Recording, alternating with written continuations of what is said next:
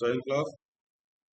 आज की क्लास में हम लोग पढ़ेंगे भैया पॉलिटी का, क्लास 11 पॉलिटी का और सेकंड चैप्टर पहले ग्रुप का। ठीक है ना? तो लाइट जला दें तो बोर हो गए होंगे अभी हम। खैर बोर बचपन से हैं तो क्योंकि हम स्वतंत्र हैं। चैप्टर पढ़ने जा रहे हैं स्वतंत्रता। ठीक है ना? चैप्टर बढ़िया है। इसमें आप जानेंगे कि आप संविधान में कितने स्वतंत्र हैं और वास्तविक जीवन में कितने अस्वतंत्र हैं। असंत मतलब आपको संविधान में बोलने की आजादी है, आपको पुतला जलाने की आजादी है, आपको सब कुछ करने की आजादी है, लेकिन आप असल जीवन में अगर ऐसा कुछ करते हो तो आपके ऊपर FIR हो जाएगी, आपके ऊपर DCM का केस हो जाएगा और आप एंटी नेशनल घोषित कर दिए जाएंगे। तो आपसे निवेदन है कि कृपया संविधान में कागजी कार्रवाई के रूप में चीजें होने दें, वास्तविक जीवन में ऐसा कुछ फॉलो ना करें। ठीक है ना? तो चैप्टर पढ़ने का प्रयास करते हैं। इस चैप्टर को बहुत ध्यान से पढ़िएगा, इसलिए ध्यान से पढ़िएगा क्योंकि वास्तविक जीवन में इसका बहुत कम लेना देना है, खासकर आज के टाइम में तो बिल्कुल नहीं है। ठीक है ना?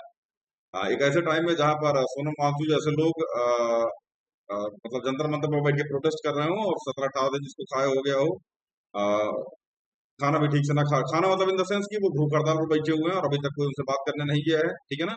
धर्मेंद्र प्रधान साहब, मालिक आपसे हाथ जोड़ के विनम्र निवेदन है, ठीक है ना, जाके बतिया लो वरना प्रधानी का चुनाव नहीं जीतोगे। समझ में आ रहा है ना? मुखिया उखिया का टिकट ना मिलेगा तो मालिक हम समझा रहे तो जाके बतिया लो। मालिक बहुत खतरनाक आदमी है, वो अपने आप लद्दाख को अकेले लेके उतरा। समझ में आ रहा है ना? और जितने भी इन्फ्लुएंसर हो, आप सभी से रिक्वेस्ट है कि सत्ता के शिकार न बने आप लोग। ठीक है ना? आप भी जाकर के उस प्रोटेस्ट में पार्टिसिपेट करें। पार्टिसिपेट मतलब इन द सेंस कि 20-20, 15-15 मिलियन सब्सक्राइबर लेके बैठे हो, तो छोटी सी वीडियो तो बना ही सकते हो, एटलीस्ट इतना तो होना चाहिए। ठीक है ना? 3 इडियट में मालिक आमिर खान बाबू बिया हुआ करने से फुर्सत मिल गया हो तो अपने किरदार पर भी ध्यान दे लो जो 3 इडियट में निभाए थे मालिक। हाथ जोड़ के निवेदन है। ठीक है ना? बहुत शरीफ आदमी है, बहुत भले आदमी है और जिसका किरदार आप निभाए तो आपसे निवेदन है कि कृपया थोड़ा उधर भी ध्यान दे लीजिए। बहुत ही भी आप मार रहे हैं, आप करिए, आपका वास्तविक जीवन मतलब पर्सनल जीवन है, उसमें हमसे कोई लेना देना नहीं है। ठीक है ना? आप स्वतंत्र हैं, आप इस चीज को करने के लिए। ठीक है ना? लेकिन आपसे विनम्र निवेदन है कि एटलीस्ट अगर आप इतना कर सकते हैं तो बहुत भला होगा हम लोगों का भी, देश का भी। ठीक है ना? बाकी जो भी कर सकते हैं। 20 तारीख को सर ने संसद जाने के लिए बोला है। ठीक है ना? आप सभी से निवेदन है, जितने हमको सुन रहे हैं, चाहे वो पेरेंट्स हो चाहे वो बच्चे हो, अगर आपसे हो सकता है सर, एक दिन का टाइम निकल के आप उस प्रोटेस्ट में पार्टिसिपेट करें। आज नहीं तो कल आपका बच्चा भी पेपर देने जाएगा, कंफर्म जाएगा। ठीक है ना? आप उस प्रोटेस्ट में भाग लेंगे तो कर्म रिटर्न। ठीक है ना? कभी आपके बच्चे के साथ गलत होगा तो कोई ना कोई वहां खड़ा होगा। तो शुरू करते हैं चैप्टर। ठीक है ना? आइए, स्वतंत्रता सबसे पहला चैप्टर, स्वतंत्रता एक परिचय। समझते भैया? Sorry sorry. आइए, मानव इतिहास में ऐसे बहुत से उदाहरण हैं जब अधिक शक्तिशाली समूहों ने कुछ लोगों या समुदायों का शोषण किया है। शुरुआत से आप देखते आ रहे होंगे इस चीज को, मतलब बहुत शक्तिशाली समूह जो होते हैं, बहुत शक्तिशाली जो लोग जो होते हैं वो कमजोर का शिकार करते हैं। ये चीजें जंगल में बहुत बेहतरीन तरीके से लागू होती है। ठीक है ना? जो कमजोर जानवर होता है वो मारा जाता है और जो जानवर थोड़ा सा सजग होता है या थोड़ा सा मतलब हिस्ट पुष्ट होता है वो शक्तिशाली माना जाता है और वो लोगों का शोषण मतलब जंगल में रहने वाले जानवरों का शोषण करता है। उन्हें गुलाम बनाया जाता है या उन्हें अपने आधिपत्य में ले लिया, आधिपत्य मतलब इन द सेंस कि अपने अंडर में ले लिया जाता है। लेकिन इतिहास में ऐसे वर्चस्व के खिलाफ शानदार संघर्षों के प्रेरणादायक उदाहरण भी देता है। या स्वतंत्रता क्या है? पहली चीज जिसके लिए लोग अपना जीवन देने के लिए तैयार, मतलब स्वतंत्रता में ऐसी क्या चीज है, ठीक है ना, जिसके लिए लोग अपना जीवन तक न्यौछावर करने के लिए तैयार हो जाते हैं। माननीय नेल्सन मंडेला साहब, ठीक है ना, बहुत कम उम्र में जेल गए थे और एक अच्छा खासा समय उन्होंने जेल में ही बिता दिया था। समझ में आ रहा है ना? सार रूप में स्वतंत्रता के लिए संघर्ष लोगों की इस आकांक्षा को दिखाता है कि वे अपने जीवन और नियति का नियंत्रण स्वयं करें तथा अपनी इच्छाओं और गतिविधियों को आजादी से व्यक्त करने का अवसर बना रहना। केवल व्यक्ति वरन समाज भी अपनी स्वतंत्रता को महत्व देना देते हैं और चाहते भी है कि उनकी संस्कृति और भविष्य की रक्षा हो। मतलब ध्यान रखना यहाँ समाज जो है ना, समाज समाज का मतलब मेरे भाई कि वो सोसाइटी मत लेके चलना। ठीक है ना? समाज का मतलब एक गिरोह, एक गांव, एक क्षेत्र, एक डिस्ट्रिक्ट, एक राज्य। जिस लेवल पे आप बढ़ते चले जाएंगे उसी लेवल पे समाज की व्याख्या बढ़ती चली जाएगी। समझ में आया ना? तो समाज को आप इस तरीके से मत सोचिएगा कि एक सोसाइटी के बारे में। ठीक है ना? समाज को यहाँ आप अलग अलग तरीके से अपने हिसाब से प्रेफरेंस दे सकते हैं। ठीक है? आइए, लोगों के विविध हितों और आकांक्षाओं को देखते हुए किसी भी सामाजिक जीवन और कुछ नियमों और कानूनों की जरूरत होती है, जैसा कि आप पॉलिटी के फर्स्ट चैप्टर पढ़े होंगे, जो नहीं पढ़े हैं अभी हम पढ़ाएंगे सेकंड बुक के पहले चैप्टर में। कुछ सामाजिक नियमों और कानूनों की आवश्यकता होती है, जिसे संविधान कहा जाता है। एक ऐसा नियम जिसके हिसाब से सारे लोग चले, जो सबको मानना पड़े। ठीक है ना।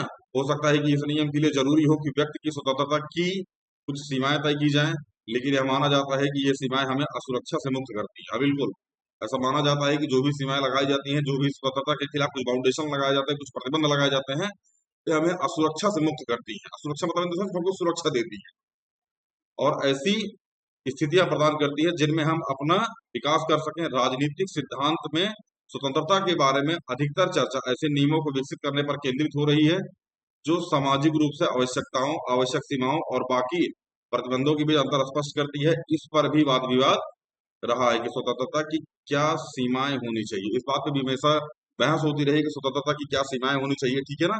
कितनी लिमिटेड चीजें, मतलब लिमिटेड मात्रा में लोगों को स्वतंत्रता मिलनी थी। देखो, स्वतंत्रता देना अच्छी बात है, लेकिन बहुत ज्यादा दे देना ये अपने आप में ठीक बात नहीं है। समझ में, अभिव्यक्ति की आजादी बहुत अच्छी बात है, लेकिन किसी को खड़े होकर गरिया देना ये ठीक नहीं है। ठीक है ना। तो समझ में आ रहा है कि नहीं आ रहा। हर तरफ घूमने की स्वतंत्रता ठीक है, किसी बेडरूम में घूमने की स्वतंत्रता नहीं मेरे भाई। समझ में, आप हर जगह कहीं भी घूमने जा सकते हैं, कहीं भी फिरने से आ सकते हैं, ये आपको स्वतंत्रता है। ठीक है ना। लेकिन किसी के बेडरूम में नहीं, वो उसकी अपनी स्वतंत्रता है। समझ में आया। जिसके फलस्वरूप किसी समाज की आर्थिक और सामाजिक संरचनाएं प्रभावित होती हैं। इस अध्याय में हम कुछ ऐसी ही चर्चाओं पर एक नजर डालेंगे। इस अध्याय के अध्ययन के बाद आप व्यक्ति और समाज दोनों के लिए स्वतंत्रता के महत्व को समझेंगे। स्वतंत्रता को सकारात्मक तथा नकारात्मक आयामों में अंतर की व्याख्या को समर्थों की सबसे लास्ट पॉइंट होगा, लास्ट मतलब लास्ट सेकंड पॉइंट होगा। यह समझ पाएंगे कि हानि सिद्धांत क्या है। ये भी हम लोग पढ़ेंगे अभी। ठीक है ना। हानि सिद्धांत का मतलब क्या होगा, आइए पढ़ते हैं मेरे भाई।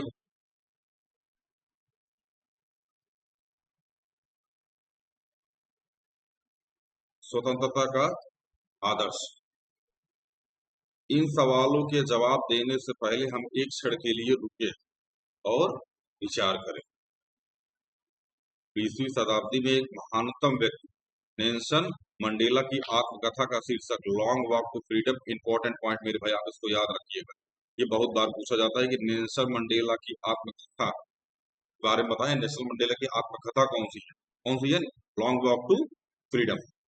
इस पुस्तक में उन्होंने दक्षिण अफ्रीका के रंगभेदी शासन के खिलाफ अपने व्यक्तिगत संघर्ष, गोरे लोगों के शासन की अलगाववादी नीतियों के खिलाफ लोगों के प्रतिरोध और दक्षिण अफ्रीका के काले लोगों द्वारा झेले गए अपमान, कठिनाइयों और पुलिस अत्याचार के बारे में उन्होंने बात की है। मतलब जो गोरे लोगों द्वारा काले लोगों पर अत्याचार किया जाता था, इस चीज को उन्होंने झेला हुआ है। प्रशासन के द्वारा भी होता था, उनका अपमान भी होता था। बहुत सारी कठिनाइयों के बारे में इस किताब में उन्होंने चर्चा की है। किताब का नाम है लॉन्ग वॉक टू फ्रीडम। इन अलगाववादी नीतियों में एक शहर में घेराबंदी किए जाने और देश में मुक्त आवागमन रोक लगाने से लेकर विवाह करने के मुक्त चयन पर प्रतिबंध लगाना भी शामिल है। मतलब आप कहीं पर आ सकते हैं, कहीं पर नहीं आ सकते हैं। ये एक लिमिटेड एरिया हुआ करता था। लिमिटेड एरिया लगाओ, ठीक है ना, लेकिन इस नहीं कि यहाँ गोरे लोग रहते हैं, काले लोग आ ही नहीं सकते हैं। समझ में ना, इस तरीके का बाउंडेशन नहीं। सामूहिक रूप से इन सभी प्रतिबंधों को नस्ल के आधार पर भेदभाव करने वाली रंगभेदी सरकार ने जबरदस्ती लागू किया था। देखो, नस्ल का मतलब होता है मेरे भाई ना, मतलब आप अलग अलग तरीके से इस नस्ल जैसे शब्द को समझ सकते हैं। ठीक है ना। काला गोरा, मेल फीमेल। समझ में आ रहा है कि नहीं आ रहा है। मंडेला और उनके साथियों के लिए इन्हीं अन्यायपूर्ण प्रतिबंधों और स्वतंत्रता के रास्ते की बाधाओं को दूर करने का संघर्ष, लॉन्ग वॉक टू फ्रीडम, स्वतंत्रता के लिए लंबी यात्रा था। विशेष बात यह है कि मंडेला का संघर्ष केवल काले आने लोगों के लिए नहीं, वरन श्वेत लोगों के लिए भी था। मतलब अ, केवल एक व्यक्ति के लिए नहीं था। एक व्यक्ति मतलब इन द सेंस केवल एक समुदाय के लिए नहीं था, सबके लिए था। समझ में आ रहा है कि नहीं आ रहा है। अब आपका कहना होगा सर जी, गोरे लोग तो नियम बनाते थे, गोरे लोगों को फॉलो करना पड़ता था, काले लोगों को फॉलो करना पड़ता था। जो काले लोग थे उन्हीं के ऊपर अत्याचार होता, गोरे लोग पर अत्याचार नहीं होता। नहीं, ऐसा नहीं है। समझ में आ रहा है ना। शेर जब शिकार पे निकलता है ना, तो मेरे भाई वो नहीं देखता कौन सा जानवर छोटा कौन सा बड़ा, वो सबको लपेटता है। कभी कभार तो शेरवे को लपेट देता तो हमारा कहने का मतलब ये है कि जब कभी नियम बनाए जाते हैं ना, तो ये नहीं देख के बनाया जाता है कि वो किसके ऊपर, मतलब जो बना रहा है वो सेफ है, बाकी लोग कैसे हैं उससे मतलब नहीं है। तो कभी कभार ये कुछ नियम ऐसे होते थे जो गोरों को भी प्रभावित करते थे और कालों को भी प्रभावित करते थे, ठीक है ना, जिसके बारे में इन्होंने अपनी किताब में लिखा हुआ। कभी मौका मिले तो उनकी किताब पढ़िएगा, अंग्रेजी में है, ठीक है ना, अभी आप तक तो हमने पढ़ी नहीं क्योंकि अंग्रेजी हमको आती नहीं। इसी स्वतंत्रता के लिए मंडेला ने अपने जीवन के 27 वर्ष जेल की कोठरियों के अंधेरे में बिताए। 27 साल मेरे भाई, मतलब जीवन का एक अच्छा खासा समय इन्होंने जेल में बिता दिया। कल्पना कीजिए कि आप अपने यौवन की किसी आदर्श के लेकर होम, होम का मतलब समझना मेरे भाई, होम का मतलब होता है ना कि न्यौछावर कर देना। न्यौछावर मतलब इन द सेंस कि खुद को मतलब उसी के लिए, उसी चीज के लिए लगा देना, ठीक है ना। अपने यौवन को किसी आदर्श के लिए होम कर देना, न्यौछावर कर देना। अपने दोस्तों से बातचीत करने, अपने प्रिय खेल खेलने, मंडेला बॉक्सिंग पसंद करते थे, खेलने के लिए अपने पसंद के कपड़े पहनने, अपना प्रिय संगीत सुनने जैसे आनंदों को छोड़ देना और जीवन के अंग रहे उत्सवों को त्याग देने का क्या मतलब होता है। मतलब ये सारी चीजें साहब ने त्यागी थी। कल्पना कीजिए कि आपने यहाँ सब छोड़ दिया है क्योंकि आप अपने लोगों की आजादी के लिए अभियान चला रहे हैं। आपने एकाकी कोठरी में बंद रहना चुना है और आपको यह भी नहीं पता कि आपको जेल से कब छोड़ा जाएगा। स्वतंत्रता के लिए मंडेला ने व्यक्तिगत रूप से बहुत भारी कीमत चुकाई। मतलब 27 साल जेल में रहना अपने आप में एक बहुत बड़ी बात है मेरे भाई, ठीक है ना। उस व्यक्ति ने 27 साल जेल की कोठरियों में बिताए, ठीक है ना, और फिर भी मतलब लोगों के लिए कुछ ऐसा करके गए कि आज भी इनको याद रखा जा रहा है। समझ में आया ना। खैर, जो सक्सेस होती है वो सेक्रीफाइस मांगती है, पहली चीज। दूसरी चीज, संघर्ष हमेशा बड़ा मजबूत बना देता है इंसान, ठीक है। स्वतंत्रता के लिए संघर्ष से जुड़ा एक और मामला देखते हैं।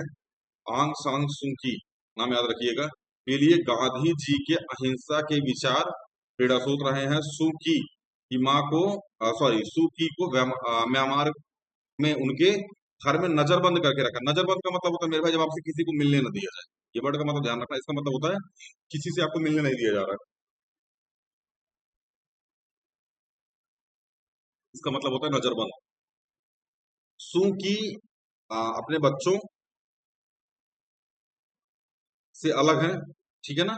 यहाँ तक कि जब उनके पति कैंसर के कारण मौत से जूझ रहे थे, तब भी सू की को उनसे मिलने नहीं दिया गया। सैनिक शासकों को डर था कि यदि वह अपने पति से मिलने इंग्लैंड गई तो उसे वापस म्यांमार लाना संभव नहीं होगा। आंग सान सू की अपनी आजादी को अपने देश के लोगों की आजादी से जोड़कर देखती थी। उनकी पुस्तक का शीर्षक फ्रीडम फ्रॉम फियर, ठीक है ना।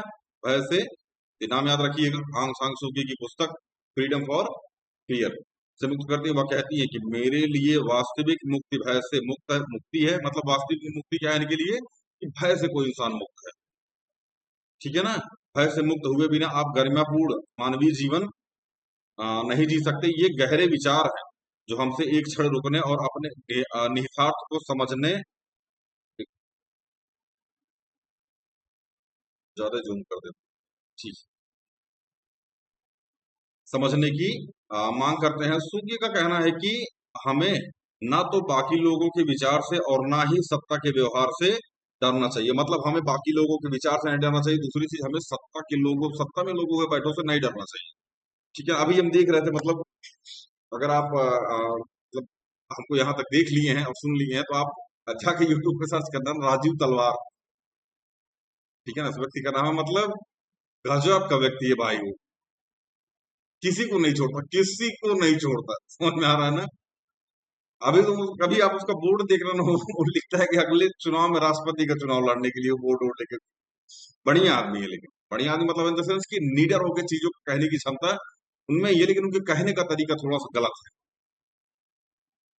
गलत मतलब इन द सेंस कि अभद्र शब्दों का प्रयोग करना, नहीं, ये नहीं उचित है। हम गांधी की राह पे नहीं है मेरे भाई, ठीक है। उन्होंने कभी किसी को गाली नहीं बकी, ठीक है ना। उनका बोलने का तरीका थोड़ा सा अभद्र है, लेकिन हाँ, जो बोलते हैं वो रियलिटी होती है।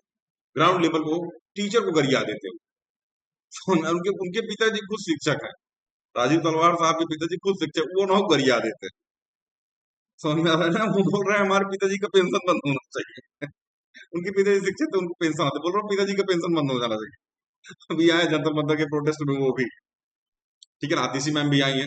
ठीक है ना, अच्छा लगा, मतलब आप भी आए, अभिनय सर भी आए थे। ठीक है ना, और डीएस सर भी आए थे, मतलब बहुत सारे टीचर्स आए थे। हम जो करना चाहते हैं उसके बारे में समाज के लोगों की प्रतिक्रियाओं, साथ ही लोगों को मजाक उड़ाने से ही अपने अथवा मन में भय से नहीं डरना चाहिए। इसके बावजूद, सॉरी, इसके बाद भी हम अक्सर भय का प्रदर्शन करते हैं। आंग सान सू की के अनुसार गरिमा में मानवीय जीवन जीने के लिए जरूरी है कि हम भय पर विजय पाएं। ये आंग सान सू की का कहना था। ठीक है ना, किताब का नाम याद रखिएगा, फ्रीडम फ्रॉम फायर। ठीक है ना, freedom from, sorry, freedom from fear, sorry sorry, freedom from fear, book का नाम याद रखिएगा। आंग सान सू की और नेल्सन मंडेला की इन दो पुस्तकों में हम स्वतंत्रता के आदर्श की शक्ति देख सकते हैं मेरे भाई। यहाँ आदर्श हमारे राष्ट्रीय संघर्ष और ब्रिटिश, फ्रांसीसी तथा पुर्तगाली उपनिवेशवाद के खिलाफ एशिया अफ्रीका के बीच लोगों के संघर्ष में केंद्र था। मतलब शुरुआत से ही यहाँ चीजें चल रही थी। इन किताबों में आप बहुत सारी चीजों को देख सकते हैं। समझते हैं स्वतंत्रता क्या है। आइए, स्वतंत्रता क्या है, प्रश्न है ये, स्वतंत्रता क्या है, what is freedom, is independence. ठीक है ना, इस प्रश्न का सीधा सपाट उत्तर यह है कि व्यक्ति पर बाहरी प्रतिबंधों का अभाव ही स्वतंत्रता है। मतलब किसी व्यक्ति पर बाहरी प्रतिबंध ना लगाया जाए। ठीक है ना, इस परिभाषा के हिसाब से यदि किसी व्यक्ति पर बाहरी नियंत्रण या दबाव ना हो और वह बिना किसी पर निर्भर हुए निर्णय ले सके तथा स्वायत्त तरीके से व्यवहार कर सके, तो वह व्यक्ति स्वतंत्र माना जाता है। मतलब किसी व्यक्ति पर कोई भी दबाव ना हो, ठीक है ना, वह व्यक्ति स्वयं निर्णय ले सकता हो, ठीक है ना, अपने निर्णय को अपने तरीके से फुलफिल कर सकता हो और उस पर गतिमान हो सकता हो, इसमें किसी और व्यक्ति का कोई लेना देना ना हो। ठीक है ना, इसे ही स्वतंत्रता बोला जाता है। हालांकि प्रतिबंधों का ना होना स्वतंत्रता का केवल एक पहलू है। ये केवल एक कॉन्सेप्ट है स्वतंत्रता का, कोई भी प्रतिबंध उसके ऊपर नहीं लगाया जा रहा। स्वतंत्रता का अर्थ व्यक्ति की आत्म अभिव्यक्ति की योग्यता का विस्तार करना और उसके अंदर की भावनाओं को विकसित करना भी है। इस अर्थ में स्वतंत्रता वह स्थिति है जिसमें लोग अपनी रचनात्मक और क्षमताओं का विकास कर सकते हैं। ये दूसरा पहलू है, ऐसा माना जा रहा है, ये दूसरा पहलू है स्वतंत्रता का। ठीक है ना, आइए, सब बाहरी प्रतिबंधों का अभाव और ऐसी स्थितियों का होना जिनमें लोग अपनी प्रतिभा का विकास कर सकें, स्वतंत्रता के ये दोनों ही पहलू महत्वपूर्ण है। मतलब कोई बाहरी प्रतिबंध ना हो, ठीक है ना, और व्यक्ति अपनी योग्यता अनुसार, अपनी क्षमता अनुसार अपना विकास कर सके, अपना डेवलपमेंट कर सके। समझ में आ रहा है ना, किस चीज का डेवलपमेंट कर सके, अपनी प्रतिभा का, उसके अंदर जो भी प्रतिभाएं हैं, उसके अंदर जो भी क्यूरियोसिटी है, वो उसका विकास कर सके बिना किसी रोक टोक के। ठीक है ना, ये दोनों अपने आप में महत्वपूर्ण है मेरे भाई। एक स्वतंत्र समाज वह होगा जो अपने सदस्यों को न्यूनतम सामाजिक अवरोधों के साथ अपनी संभावनाओं के विकास में समर्थ बनाएगा। आगे पढ़ने का प्रयास करते हैं। समाज में रहने वाला कोई भी व्यक्ति हर किस्म की सीमा और प्रतिबंधों को पूर्ण अनुपस्थिति की उम्मीद नहीं कर सकता। मतलब समाज में रहने वाले जितने भी व्यक्ति हैं वो हर किस्म की सीमा और प्रतिबंधों से मुक्त नहीं हो सकते हैं। मतलब ऐसा नहीं है कि सारी सीमाएं, सारे प्रतिबंध खत्म कर दिए जाए, उनको प्रॉपर, नहीं नहीं, ऐसा नहीं। ठीक है ना, उनको प्रॉपर स्वतंत्रता ही दीजिए, नहीं, कुछ सीमाएं भी लगाना जरूरी है। जैसे हम बताए ना कि आपको हर जगह घूमने की स्वतंत्रता है, लेकिन आर्मी वाले इस क्षेत्र में नहीं, आप नहीं घुस सकते वहां पे। समझ में आ रहा है कि नहीं आ रहा। आपकी स्वतंत्रता है कि आप रात के 2 बजे गाना सुन सकते हैं, लेकिन डीजे बजा करके नहीं, कंडीशनल होना चाहिए वो। ठीक है ना, ये आपकी स्वतंत्रता है कि आप रात के 2 बजे गाना सुन सकते हैं, आपकी स्वतंत्रता है कि आप भंडारा करा सकते हैं, लेकिन किसी और की स्वतंत्रता बाधित ना हो। ये आपकी स्वतंत्रता है कि आप चक्का जाम कर सकते हैं, लेकिन उससे और लोगों की स्वतंत्रता की दिक्कत आएगी। कोई इमरजेंसी में एम्बुलेंस में जा रहा है, उसकी स्वतंत्रता में दिक्कत आएगी। कोई तो स्वतंत्र होना चाहिए मेरे भाई अपने काम को करने के लिए। आपकी स्वतंत्रता किसी और की स्वतंत्रता को बाधित ना करे, इसलिए उस पर कुछ सीमाएं लगाई जाती है, कुछ प्रतिबंध लगाए जाते हैं, कुछ लिमिटेशन लगाए जाते हैं कि आप इतना ही स्वतंत्र है, इससे ज्यादा स्वतंत्र नहीं है। ऐसे में यह तय करना जरूरी हो जाता है कि कौन से सामाजिक प्रतिबंध न्यायोचित हैं और कौन से नहीं, किसको स्वीकार किया जाना स्वीकार किया जा सकता है और किसको हटाया जाना चाहिए। मतलब कौन से प्रतिबंध उचित हैं, कौन से प्रतिबंध नहीं उचित है, ठीक है ना। किसको स्वीकार करना चाहिए, किसको हटाया जाना चाहिए, ये भी अपने आप में एक विचार का विषय है। व्यक्ति और समाज के बीच बने केंद्रीय संबंधों को समझकर ही यह जाना जा सकता है कि कौन से सामाजिक प्रतिबंध जरूरी हैं।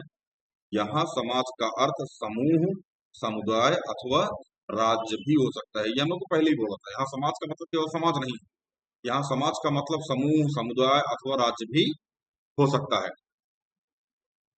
जिसके भीतर व्यक्ति मौजूद होता है।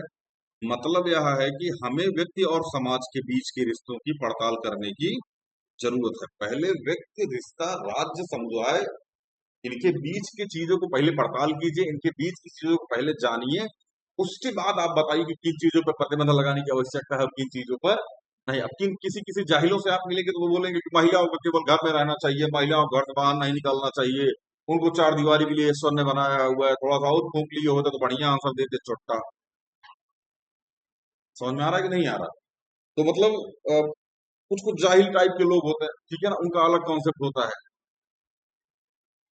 समझ में आ रहा है कि नहीं आ रहा है। तो समाज में निकलने के बाद आपको पता चलेगा कि किन चीजों पर बैन लगाना चाहिए और किन चीजों पर बैन नहीं लगाना चाहिए, किस पर स्वतंत्रता की कितनी मतलब कितने लिमिटेशन होने चाहिए, कितना नहीं होना चाहिए। जब समाज से आप रूबरू होंगे तब आप, समाज मतलब जैसे हमको पता है ना, समूह, समुदाय या राज्य, ठीक है, जब आप इससे परिचित होंगे तब आपको पता चलेगा कितनी बाउंडेशन लगानी चाहिए और कितनी नहीं लगानी चाहिए। यह भी देखना जरूरी होगा कि समाज का कौन सा लक्षण व्यक्ति को चयन, निर्णय या काम करने की स्वतंत्रता देता है और कौन सा नहीं। समझ में आ रहा है ना।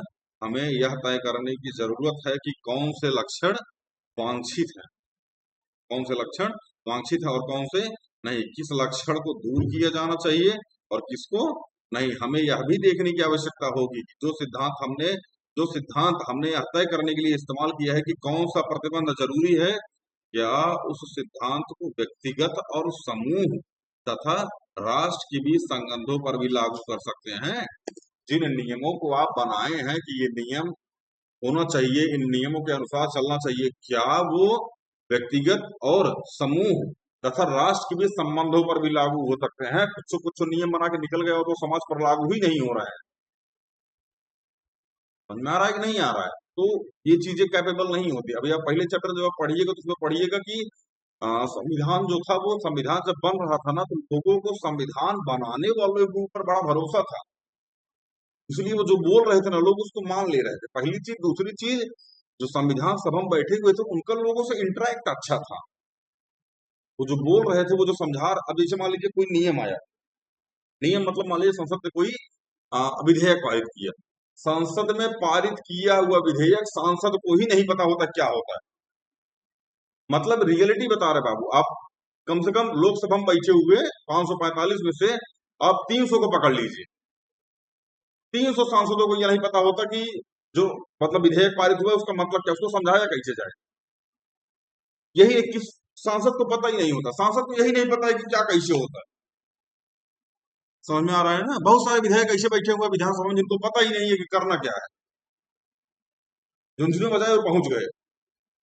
अभी एक नाम आया था, ठीक है ना, पिछले 7-8 बार से वो विधायक रहे हैं किसी क्षेत्र के, हमको एग्जैक्ट आइडिया नहीं है उनका। उन्होंने एक बयान दिया है कि राम मंदिर में जो चंदा चोरी हुआ है ना, वो उनका चंदा चोरी हुआ है जिन्होंने पाप का पैसा दिया था। समझ में आ रहा है ना उस व्यक्ति को। वो व्यक्ति बोल रहा है कि जिन्होंने पाप का पैसा दिया था उन्हीं का चंदा चोरी हुआ है, बाकी लोगों का चंदा चोरी नहीं हुआ है। अच्छा, कितना फूकते हो लाल। हैं, अफगानिस्तान से आ रही है जो ये हाथ पे रख के मार रहे हो, ये झाड़ू लगाते टाइम जो एक लाइन बस जाती है उसी में खींच दे रहे होगी, यही बढ़िया है। ठीक है ना। तो इस तरीके की बयानबाजी अच्छी नहीं लगती है। अब कोई कुंभ के मेले में चला गया और वहां उसकी डेथ हो गई, कुंभ के मेले में जाने वाले लोगों जिनकी डेथ हुई है, उनको ईश्वर ने साक्षात अपने पास बुलाया है। तुम चल जा, है, तुम वही जा, जहर खा के मर जा। गजब गजब कॉन्सेप्ट है यार, मतलब क्या। ठीक है ना, तो मतलब कुछ चीजें होनी चाहिए, कहाँ प्रतिबंध लगना चाहिए, कहाँ नहीं लगना चाहिए, इन चीजों को जानना जरूरी है। ठीक है ना।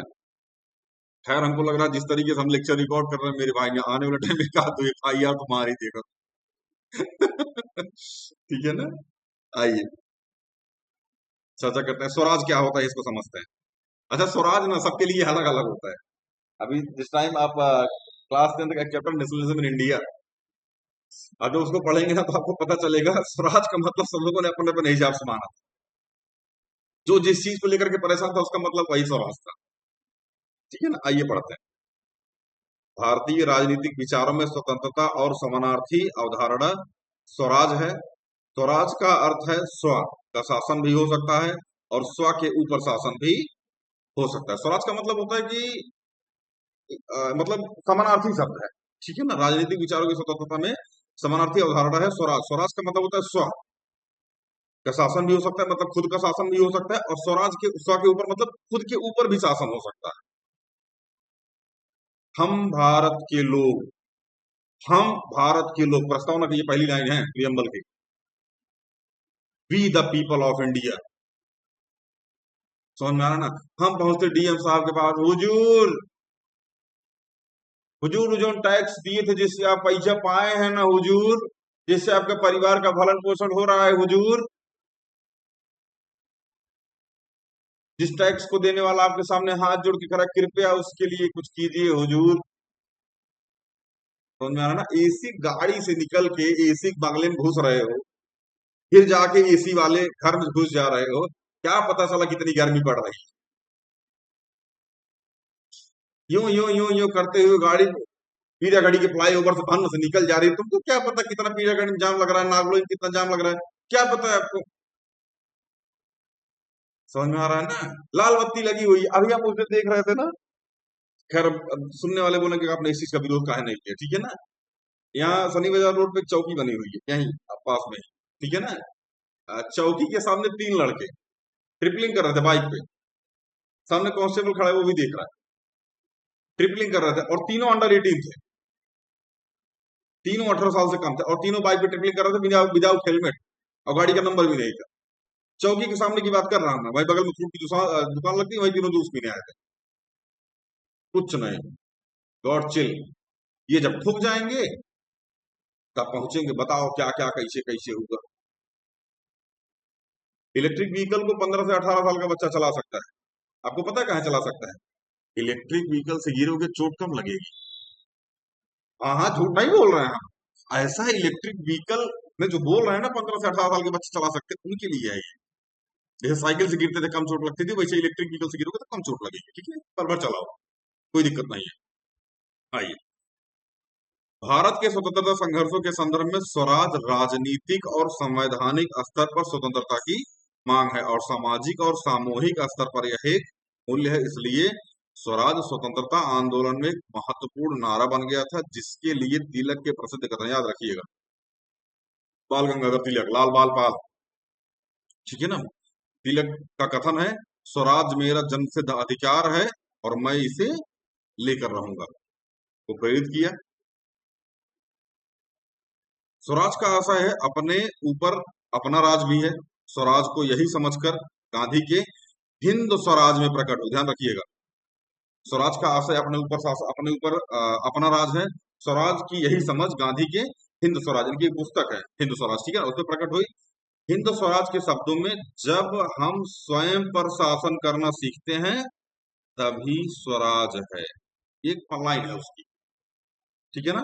स्वराज केवल स्वतंत्रता नहीं, ऐसी संस्थाओं से मुक्ति भी है जो मनुष्य को उसकी मनुष्यता से वंचित करती है। स्वराज में मानव के यत्रवत्र यत्रवत बनाने वाली संस्थाओं से मुक्त पाना निहित है। साथ में स्वराज में आत्मसम्मान, दायित्व बोध, आत्म साक्षात्कार को पाना भी शामिल है। स्वराज पाने की परियोजना में सच्चे स्व और उसके समाज समुदाय के रिश्तों को समझना महत्वपूर्ण है। गांधी जी का मानना था कि स्वराज के फलस्वरूप होने वाले बदलाव न्याय सिद्धांतों से निर्देशित होकर व्यक्तिगत और सामूहिक दोनों तरह की संभावनाओं को अवरुद्ध करेंगे, सॉरी अवमुक्त करेंगे। कहना न होगा कि स्वराज की ऐसी समझ 21वीं सदी में भी उतनी ही प्रासंगिक है जितनी 1909 में,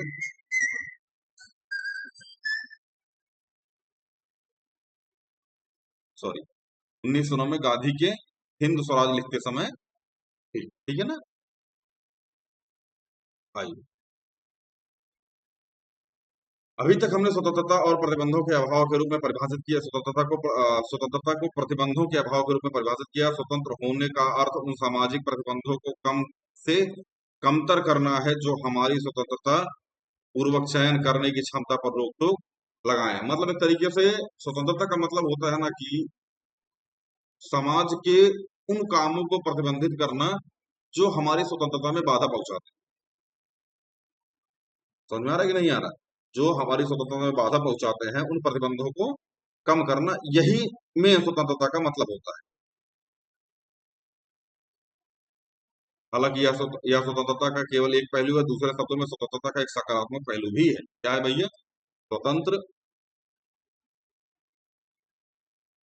होने के लिए समाज को उन बातों पर विस्तार देना चाहिए जिससे व्यक्ति, समूह, समुदाय या राष्ट्र अपने भाग्य, दिशा और स्वरूप का निर्धारण करने में समर्थ हो सके। इस अर्थ में स्वतंत्रता व्यक्ति की रचनाशीलता, संवेदनशीलता और क्षमताओं के भरपूर विकास को बढ़ावा देती है। किस किस चीज को भैया? रचनाशीलता, क्रिएटिविटी, संवेदनशीलता, कितना वो संवेदनशील है, ठीक है ना। दूसरा, क्षमता का भरपूर विकास, ठीक है ना। स्वतंत्रता इन सबको बढ़ावा देती है। यह विकास खेल, विज्ञान, कला, संगीत या अन्वेषण जैसे किसी भी क्षेत्र में हो सकता है। स्वतंत्र समाज वह होता है जिसमें व्यक्ति अपने हित संवर्धन न्यूनतम प्रतिबंधों के बीच करने में समर्थ हो। स्वतंत्रता के लिए बहुमूल्य माना जाता है क्योंकि इससे हम निर्णय और चयन कर पाते हैं। स्वतंत्रता के कारण ही व्यक्ति अपने विवेक और निर्णय की शक्ति का प्रयोग कर पाते हैं। अगर आप स्वतंत्र हैं तो आप खुद निर्णय ले सकते हैं, अपने विवेक से निर्णय ले सकते हैं, ठीक है ना। स्वतः निर्णय ले सकते हैं, किसी बिना किसी रोक टोक के निर्णय ले सकते हैं। व्यक्ति की स्वतंत्रता पर प्रतिबंध प्रभुत्व और बाहरी नियंत्रण से लग सकते हैं। ये प्रतिबंध बलपूर्वक या सरकार द्वारा ऐसे कानूनों की मदद से लगाए जा सकते हैं जो शासकों की ताकत का प्रतिनिधित्व करें। फिर से स्लाइड को पढ़ो। प्रतिबंधों के स्रोत क्या क्या? प्रतिबंध के मतलब किस किस स्रोत से प्रतिबंध लगाया जा सकता है? व्यक्ति की स्वतंत्रता पर प्रतिबंध प्रभुत्व और बाहरी नियंत्रण से लग सकते हैं। बाहरी नियंत्रण मतलब इन द सेंस कि बाहर की कोई शक्ति आए और तुम्हारे ऊपर कोई प्रतिबंध लगाए। ये प्रतिबंध बलपूर्वक या सरकार द्वारा ऐसे कानून की मदद से लगाए जा सकते हैं जो शासकों की ताकत का प्रतिनिधित्व करें। मतलब शासक की ताकत को दर्शाएं, ठीक है ना। ये इस तरीके के प्रतिबंध होते हैं। ऐसे प्रतिबंध निवेशवादी शासकों ने या दक्षिण अफ्रीका में रंगभेद की व्यवस्था ने लगाए। सरकार की कोई ना कोई जरूरत हो सकती है, लेकिन सरकार लोकतांत्रिक हो तो राज्य के नागरिकों का अपने शासकों पर कुछ नियंत्रण हो सकता है। राज्य के जो शासक होते हैं उनका अपने नागरिकों को कुछ नियंत्रण होना चाहिए अगर सरकार लोकतांत्रिक है तो। इसलिए लोकतांत्रिक सरकार लोगों की स्वतंत्रता की रक्षा के लिए एक जरूरी माध्यम मानी गई है। लेकिन स्वतंत्रता पर प्रतिबंध सामाजिक समानता के कारण भी हो सकता है, सामाजिक असमानता के कारण भी हो सकता है। ध्यान से इस पॉइंट को समझना। स्वतंत्रता पर जो प्रतिबंध लगता है मेरे भाई ने, वो सामाजिक असमानता के कारण भी हो सकता है, जैसा कि जाति व्यवस्था में होता है, और समाज में अत्यधिक आर्थिक असमानता का कारण भी हो सकता है, सॉरी कारण भी हो स्वतंत्रता पर अंकुश लग सकते हैं। सुभाष चंद्र बोस का कथन ऐसे ही प्रतिबंधों को दूर करने की मतलब ध्यान दिलाता है। मतलब कहने का मतलब यह है कि स्वतंत्रता पर प्रतिबंध सामाजिक असमानता के कारण भी लग सकता है। मतलब स्वतंत्रता पर अगर प्रतिबंध लगेगा कुछ सामाजिक असमानता होगी। सामाजिक असमानता मतलब समझते हैं आप लोग? जैसे छुआछूत का यहाँ कुछ चीजों पर प्रतिबंध लगाया गया। आप किसी को अछूत नहीं बोल सकते हैं, आप किसी को जाति सूचक शब्द नहीं बोल सकते हैं, ठीक है ना। आप कोई अपने पास पद भी नहीं रख सकते। पद भी मतलब समझ रहे हो? राजा साहब, कुंवर साहब, ऐसे कोई पद भी नहीं रख सकते आप अपने पास। समझ में आ रहा है कि नहीं आ रहा? अच्छा, हमें प्रतिबंधों की आवश्यकता कहाँ है, हमको रोक टोक की आवश्यकता कहाँ है भैया? इसलिए है क्योंकि रोक टोक नहीं रहेगा तो कुछ भी करोगे। आपसे बताया ना, आपको हर जगह घूमने की आजादी है, लेकिन किसी के बेडरूम में घुसने की आजादी नहीं है। आर्मी कंट्रोलमेंट एरिया में घुसने की आजादी नहीं है। ठीक है ना? युद्ध चल रहा हो वहां पर घुसने की आजादी नहीं है। ठीक है ना? कुछ कुछ चीजें हैं जहां प्रतिबंध लगाना आवश्यक है। हम ऐसी दुनिया में नहीं रह सकते जिसमें कोई प्रतिबंध ही ना हो। बिल्कुल मेरे भाई, हमें कुछ प्रतिबंधों की तो जरूरत है, अन्यथा समाज में अव्यवस्था, सॉरी, समाज अव्यवस्था की गर्त में पहुंच जाएगा। लोगों के बीच मत मतांतर हो सकते हैं, उनकी महत्वाकांक्षाओं में टकराव भी हो सकता है, बिल्कुल। वे सीमित संसाधनों के लिए प्रतिस्पर्धी हो सकते हैं, क्या समझना इस बात? हम ऐसी दुनिया में रह रहे हैं जहां कोई मतलब मान लीजिए हम ऐसी कोई दुनिया में रह रहे हैं जहां कोई प्रतिबंध ही ना हो। ठीक है ना? हमें कुछ प्रतिबंधों की जरूरत पड़ती है, अन्यथा समाज में अव्यवस्था फैल जाएगी। कैसी अव्यवस्था? लोगों के बीच मत मतांतर होने लगेगा, की महत्वाकांक्षाओं में टकराव होने लगेगा, सीमित संसाधन के लिए लोग प्रतिस्पर्धी हो जाएंगे। मतलब कुछ चीजें लिमिटेड है, लेकिन उसको लेने वाले बहुत ज्यादा। समझ में आ रहा है ना? समाज में असहमति उभरने के कारण अनेक कारण हो सकते हैं, और कुछ तो खुले संघर्ष के रूप में भी व्यक्त हो सकते हैं। हम चारों ओर छोटे बड़े कारणों पर लड़ने के लिए तैयार लोगों को देखते हैं। सड़क पर गाड़ी चलाते समय क्रोध, पार्किंग में झगड़ा कर, सॉरी, पार्किंग में जगह के लिए झगड़ा, जमीन या मकान के लिए लड़ाई, किसी खास फिल्म को दिखाए जाने पर सहमति जैसे मुद्दों, अनेक मुद्दों, संघर्ष, हिंसा तथा कई बार जनहानि तक ले जाते हैं। अच्छा, हम इन चीजों को लेकर के ना थोड़ा सा एक कुछ चीजें बताते हैं आपको, अगर आपको समझ में आए तो थोड़ा सा फॉलो कीजिएगा। ठीक है ना? जो लोग हमको सुन रहे हैं, एक बात ध्यान रखना, कभी भी रिक्शे वाले से, रेडी वाले से, ठीक है ना, इनसे बहस मत करना। बहस मतलब समझ, ध्यान समझना इस बात को। इससे ना तुम्हारा कोई फायदा नहीं होगा। तुम रिक्शे वाले से बहस कर लीजिए, मान लो ऑफिस से आ रहे हो और रिक्शे वाले से बहस कर लीजिए, इसके लिए 10-5 रुपये, इससे ज्यादा बहस नहीं होती, 10 5 रुपये की बहस होती है। 10 5 रुपये के लिए बहस कर लिए, हम नहीं देंगे, हम नहीं देंगे, हम इतना ही देते हैं।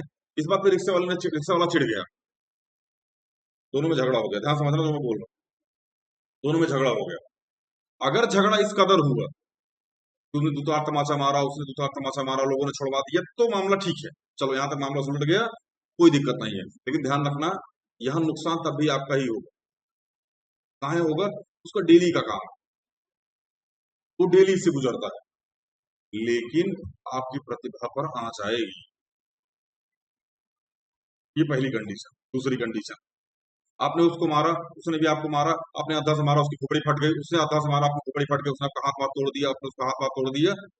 ध्यान रखना मेरी बात को, वो रिक्शा चालक है।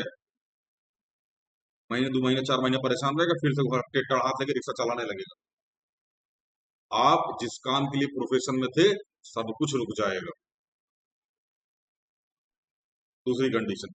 तीसरी कंडीशन, मामला इतना बढ़ा कि मामला थाने तक चला गया, पुलिस दोनों को उठा के लेके चल गई, तब भी उसका कुछ खास नुकसान नहीं हुआ। नुकसान मतलब इन दरअसल समझ रहे हैं आप थाने गए, आप 10,000 दिए, वो 5,000 दिए, आप भी 5,000 दिए, बाद में दोनों छूट के आए, पट्टी वट्टी कराए।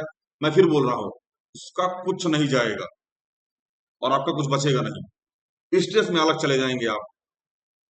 फालतू मुझसे झगड़ा कर लिए यार, बिना मतलब के उससे झगड़ा कर लिए यार, बहस नहीं की और बच गया। तो अच्छा, ये खासकर नए उम्र के जो गाड़ी चालक है ना, उनको ध्यान रखना चाहिए यार। तुम्हारी गाड़ी पे स्क्रैच लगने से ना किसी का जीवन तबाह नहीं होता, इस बात को आप ध्यान रखिए। गाड़ी की हेडलाइट टूट गई, इंडिकेटर टूट गया, ठीक है ना, इससे किसी व्यक्ति को पीटने से वो वापस आ जाएगा। एक बात बताओ, आप रास्ते में चल रहे हैं, किसी ने आपकी गाड़ी ठोक दी, इंडिकेटर टूट गया, कुछ भी हो गया, आप उसको उतर के मारने लगे, क्या कॉन्सेप्ट है? आ गया उसको पीटने से क्या? उसको पीटने से वो चीजें वापस आ गई? नहीं आई ना। अगर उसको पीटने से वो चीजें वापस नहीं है तो काहे पीट रहे हो उसको? क्यों पीट रहे हैं आप उसको? अब रास्ते पे गाड़ी चल रही है तो ठुक गई यार मेरे भाई, ले जाओ, बनवाओ, उसको बात खत्म करो। हाँ, बोल सकते हो कि भाई तुम पैसे दे दो, बात खत्म करो। अगर वो पैसे देने की जगह बहस कर रहा है तो आपकी मानसिकता इतनी अच्छी होनी चाहिए कि आप वहां से चले जाएं। ठीक है यार, छोड़ो, जाओ घर जाओ। अमूमन ऐसी छोटी छोटी गलतियां होने के बाद आप दोनों की तरफ से कोऑर्डिनेशन होना चाहिए, दोनों शांति से चले जाओ, रास्ते पे गाड़ी चल रही है तो रुकेगी, इंडिकेटर टूटेगा, लाइट टूटेगी, इसके लिए बहस करना बहुत बड़ी मूर्खता है, बहुत बड़ी मूर्खता है। समझ में 10-5 रुपए के किसी से बहस करना बहुत बड़ी मूर्खता है मेरे भाई। समझ में आ रहा है ना? बिल्कुल ऐसा ना करें। पार्किंग के लिए झगड़ा कर रहे हैं, मार दिए सामने वाले, खोपड़ी फट गई पार्किंग के लिए। समझ में आ रहा है कि नहीं आ रहा है? एक नॉर्मल सी फिल्म चल रही है, राजनीतिक पार्टियों के लिए लोगों से बहस हो जाता है। राजनीतिक पार्टी की बहस हो रही है, मार कर लिया आपस में। राजनीतिक पार्टी आपस में, उनके जो मेन अध्यक्ष है वो बैठ के चाय पी रहे हैं, तो मार कर लिए। अब कहे बात का हमा वाला बढ़िया तुम्हारा वाला बढ़िया, हम अब यार मतलब ये क्या कॉन्सेप्ट है, हमा पापा बढ़िया तुम्हारा पापा बढ़िया? अरे तुम्हारे दोनों के लिए तुम्हारे दोनों पापा बढ़िया है, वो उसके लिए बढ़िया, वो उसके लिए बढ़िया है। समझ में आ रहा है ना? तो इन चीजों के लिए बिल्कुल नहीं, बहस नहीं करनी चाहिए, ठीक है ना? हो गया, खत्म कीजिए। कुछ हासिल नहीं होता मेरे भाई इससे, कुछ हासिल नहीं होता, फालतू में दिमाग खराब होता है बस। खासकर जो नए उम्र के बच्चे हैं, ठीक है ना, इनसे थोड़ा बचिए, बच सकते हैं तो, ठीक है ना? बाकी क्या बोलेंगे इसके आगे? वो तो नहीं कि टालो युद्ध जहां तक टाला जाए, जब ना टले तो मारो गोली जहां तक निवाला जाए, ठीक है ना? तो कुछ चीजें कॉन्सेप्ट होती है मेरे भाई, ठीक है ना? आइए, इसलिए हर समाज में हिस्सा, अपन नियंत्रण और विवाद के निपटारे के लिए कोई ना कोई तरीका अपनाना जरूरी होता है। जब हम जब तक हम एक दूसरे के विचारों का सम्मान करें और दूसरे पर अपने विचारों को थोपने का प्रयास न करें, तब तक हम आजादी के साथ और न्यूनतम प्रतिबंधों के साथ रहने में सक्षम होंगे।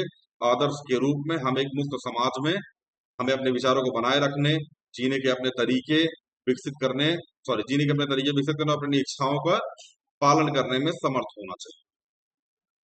समझ में आया? भाई, प्रतिबंध भी जरूरी है समाज में, वरना लोग कुछ कुछ कर जाते हैं मेरे भाई। लेकिन ऐसे समाज के निर्माण के लिए भी कुछ प्रतिबंधों की आवश्यकता होती है। समझ में आया? कम से कम यह जरूरी होती है कि हम विचार, विश्वास, मत के अंतरों को स्वीकार करने के लिए तैयार रहें। कभी कभी हमें लग सकता है कि हमारी प्रबल आस्थाओं के लिए जरूरी है हम सॉरी हम उन सबका विरोध करें जो हमारे विचारों को खारिज करते हैं या उनसे अलग राय रखते हैं। मतलब कभी कभार आपको लग सकता है कि हम उन विचारों को जो है, मतलब उन विचारों को या उन व्यक्तियों को साइड करें, ठीक है ना, जो हमारी आस्थाओं को ठेस पहुंचाते हैं, जो हमारी आस्थाओं के हिसाब से चल नहीं रहे हैं, ठीक है ना? हमें कुछ विचार या जीवन शैली अस्वीकार या अवांछित लग सकते हैं। ऐसी स्थिति में कुछ ऐसे कानून और राजनीतिक प्रतिबंध होने चाहिए जिनसे यह सुनिश्चित हो सके कि एक समूह के विचारों को दूसरे पर आरोपित किए बिना आपसी अंतरों पर चर्चा और वाद विवाद हो सके। मतलब हमें कुछ ऐसे विचार या जीवन शैली अस्वीकार वांछित लग सकते हैं, लेकिन ऐसी स्थिति में कुछ ऐसे कानून, ठीक है, ऐसे कानूनी और राजनीतिक प्रतिबंध होने चाहिए। कानून की तरफ से प्रतिबंध लगाना चाहिए और राजनीतिक तरफ से प्रतिबंध होना चाहिए, जिससे यह सुनिश्चित हो सके कि एक समूह के विचारों को दूसरे समूह पर आरोपित किए बिना आपसी अंतरों पर चर्चा और वाद विवाद हो सके। मतलब अपनी चीजों को दूसरे के ऊपर थोपा ना जाए। बदतर स्थिति में हमें किसी के विचारों से एक रूप हो जाने के लिए बाध्य किया जा सकता है। ऐसी स्थिति में हमें अपनी स्वतंत्रता को बचाने के लिए कानून के संरक्षण की और भी ज्यादा जरूरत होती है। मतलब जब ऐसी स्थिति प्रकट हो जाए, ठीक है ना, कि हमारे विचारों को बाध्य किया जा रहा है या हमारे ऊपर किसी दूसरे के विचारों को थोपा जा रहा है, तो यहाँ पर कानून का संरक्षण और भी ज्यादा जरूरी हमको लगने लगता है, ठीक है ना? आइए, हालांकि महत्वपूर्ण सवाल यह पहचानना है कि स्वतंत्रता पर कौन सा प्रतिबंध आवश्यक और औचित्यपूर्ण है और कौन सा नहीं। मतलब कौन सा प्रतिबंध जरूरी है और कौन सा नहीं। कौन सी सत्ता औचित्य तो यह कह सकती है कि क्या किया जा सकता है और क्या नहीं, और क्या हमारे जीवन के कुछ ऐसे और क्षेत्र, ऐसे और कार्य हैं जिन्हें सभी बाहरी प्रतिबंधों से मुक्त छोड़ दिया जाना चाहिए। मतलब क्या कुछ हमारे जीवन में ऐसे भी कार्य हैं जिन पर कोई बाहरी प्रतिबंध ही नहीं होना चाहिए, उनको छोड़ दिया जाना चाहिए, ठीक है ना? इसी बात की चर्चा हम लोग यहाँ कर रहे हों। आइए, अब टॉपिक आता है हानि सिद्धांत, ध्यान से पढ़िएगा इस पॉइंट। इस सवाल का संतोषजनक जवाब देने के लिए हमें प्रतिबंध, सीमा, आरोपित करने की सक्षमता और उनके परिणामों से जुड़े मुद्दे को देखना।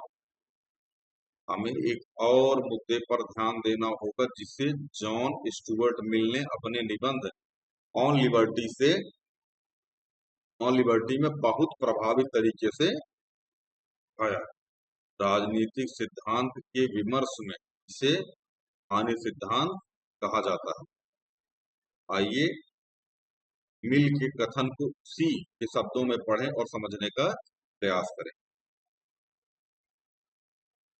सिद्धांत यह है कि किसी के कार्य को करने की स्वतंत्रता में व्यक्तिगत या सामूहिक रूप से हस्तक्षेप करने का इकलौता लक्ष्य आत्मरक्षा है। फिर से इस लाइन को पढ़िए।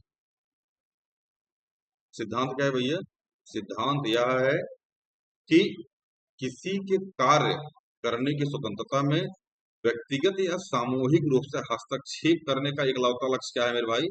आत्मरक्षा। मतलब अगर कोई व्यक्ति किसी के कार्य में हस्तक्षेप कर रहा है या उसे प्रतिबंधित कर रहा है तो माना जा सकता है कि वो ऐसा आत्मरक्षा के लिए कर रहा है। सभ्य समाज के किसी सदस्य की इच्छा के खिलाफ शक्ति के औचित्यपूर्ण प्रयोग का एकमात्र उद्देश्य किसी अन्य को हानि से बचाना हो सकता है। मतलब अगर कोई व्यक्ति किसी काम को कर रहा है और उस किए गए काम को आप प्रतिबंधित कर रहे हैं या बाधा पहुंचा रहे हैं, इसका मतलब यह है कि आप किसी को हानि से बचाना चाहते हैं या खुद भी हानि होने से बचना चाहते हैं। दोनों रीजन है मेरे भाई, ठीक है ना? ऐसा मिल का कथन है। भाई मिल ने यहाँ एक महत्वपूर्ण विभेद को सामने रखा।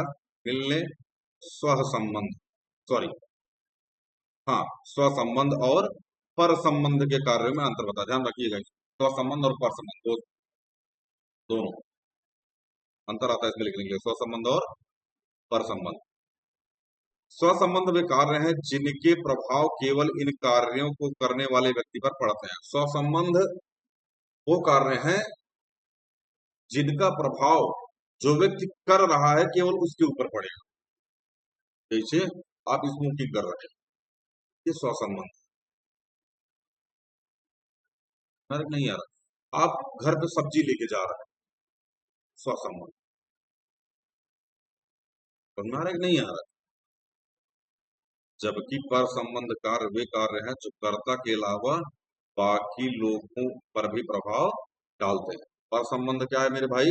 जो बाकी लोगों मतलब खुद के अलावा बाकी लोगों पर भी अपना प्रभाव डाले। जैसे एक कोचिंग संस्था, ये पर संबंध है। समझ में आना? सड़क पर गड्ढा खोद देना पर संबंध है। चक्का जाम कर देना पर संबंध है। आ रहा है कि नहीं आ रहा जो हम बोलना चाह रहे हैं? मिल का तर्क है कि सहसंबंध कार्य और निर्णयों के मामले में राज्य या किसी बाहरी सत्ता को कोई हस्तक्षेप करने की आवश्यकता नहीं है। ध्यान रखना, किस मामले में मेरे भाई? स्वसंबंध कार्यों में। किसमें? स्वसंबंध कार्यों में। निर्णयों के मामले में मतलब स्वसंबंध के निर्णय के मामले में राज्य या किसी बाहरी सत्ता को हस्तक्षेप करने की आवश्यकता नहीं है, क्योंकि वो पर्सनली उस व्यक्ति पर प्रभाव पड़ रहा है। ठीक है ना? आसान शब्दों में कहें तो सहसंबंध कार्य वे कार्य हैं जिनके बारे में कहा जा सके कि ये मेरा काम है, मैं इसे वैसे करूंगा जैसा मेरा मन होगा, या अगर ये आपके ऊपर असर डालते हैं तो इससे आपको क्या मतलब है। इसके विपरीत ऐसे कार्यों में जो दूसरे के ऊपर असर डालते हैं या जिनसे बाकी लोगों को कुछ हानि होती है, बाहरी प्रतिबंध लगाए जा सकते हैं। उन पर बाहरी प्रतिबंध लगता है। दूसरे शब्दों में पर संबंध कार्य वे हैं जिनके बारे में कहा जा सके कि अगर तुम्हारी गतिविधियों से मुझे कुछ नुकसान होता है तो किसी ना किसी बाहरी सत्ता को चाहिए कि मुझे इन नुकसानों से बचाए। स्वतंत्रता के जो स्वतंत्रता से जुड़े मामलों में राज्य किसी व्यक्ति को ऐसे कार्य करने से रोक सकता है जो किसी अन्य को नुकसान पहुंचाता हो। जब कभी आप यूपीएससी की तैयारी करेंगे, और यूपीएससी में जब कभी आप एथिक्स करके एक टॉपिक है, एथिक्स करके टॉपिक मतलब समझ लो सब्जेक्ट टाइप का है वो, जब आप उसको पढ़ेंगे तब ये किताब आपको वहां बहुत काम आएगी। स्वसंबंध, पर संबंध, नीति शास्त्र क्या है, गलत काम क्या है, सही काम क्या है, ठीक है ना। ये सारी चीजों का प्रभाव वहां दिख रहा होगा, और बहुत काम आएगी ये किताब वहां पे। आगे, चूंकि स्वतंत्रता मानव समाज के केंद्र में है और गरिमापूर्ण मानव जीवन के लिए बेहद महत्वपूर्ण है, इसलिए इस पर प्रतिबंध बहुत ही खास स्थिति में लगाए जा सकते हैं। प्रतिबंध लगाने के लिए जरूरी है कि किसी को होने वाली हानि गंभीर हो। मतलब किसी खास स्थिति में प्रतिबंध लगाया जा सकता है, ठीक है ना। लेकिन लेकिन ठीक है ना, होने वाली हानि गंभीर हो, कैसी हो समझते हैं। छोटी मोटी हानि के लिए मिल कानून की ताकत की जगह केवल सामाजिक रूप से अमान्य करने का सुझाव देता है। मतलब मिल जो है वो कह रहे हैं कि अगर छोटी मोटी कोई हानि है, छोटी मोटी कोई परेशानी है, तो समाज ही बैठ के उसका निवारण कर ले। समाज मतलब इन द सेंस कि कानून वहां इंटरफेयर ना करे, समाज ही उसमें अपने आप में सारी चीजों को देख ले। उदाहरण के लिए, किसी बहुमंजिले भवन में ऊंची आवाज में संगीत बजाने पर इमारत के अन्य रहवासियों द्वारा सामाजिक असहमति जताना काफी होना चाहिए। इसमें पुलिस को शामिल नहीं किया जाना चाहिए।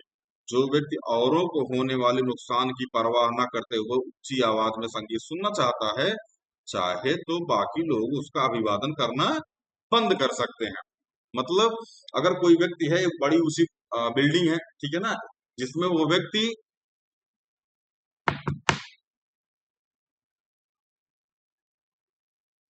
ठीक है ना, जिसमें वो व्यक्ति बहुत तेज आवाज में गाना सुन रहा है, ठीक है ना, तो बिल्डिंग के और लोगों को चाहिए कि उसका अभिवादन करना बंद कर सकते हैं, उससे बोलना बंद कर सकते हैं, या उससे बातचीत करना बंद कर सकते हैं, लेकिन सिर्फ प्रशासन की हेल्प लेना ठीक नहीं है। ऐसा मैं नहीं बोल रहा हूँ, ऐसा मिल का कहना है। ऊंची आवाज में संगीत सुनना बाकी लोगों को बातचीत करने, सोने, अपना संगीत सुनने से रोकता है। ये छोटे छोटे नुकसान हैं, और इनके लिए केवल सामाजिक असहमति जताना दर्शाना काफी होगा। यह कानूनी दंड के लिए उपयुक्त मामला नहीं है। किन्हीं कार्यों पर संबंध पर कानूनी सख्ती से प्रतिबंध केवल तभी लगाना चाहिए जब वे निश्चित व्यक्तियों को गंभीर नुकसान पहुंचाएं, अन्यथा किसी समाज को स्वतंत्रता के लिए थोड़ी असुविधा सहनी चाहिए। मतलब कहने का मतलब ये है कि अगर वे निश्चित व्यक्तियों को गंभीर नुकसान पहुंचाए, अन्यथा समाज को स्वतंत्रता की रक्षा के लिए थोड़ी असुविधा सहनी चाहिए। मतलब ठीक है, इतनी चीजें आप एडजस्ट कर सकते हैं, ऐसा मिल का कहना। समझ में आ रहा है कि नहीं आ रहा? एक छोटा सा संदेश जितने लोग हमको सुन रहे हैं उन सभी के लिए।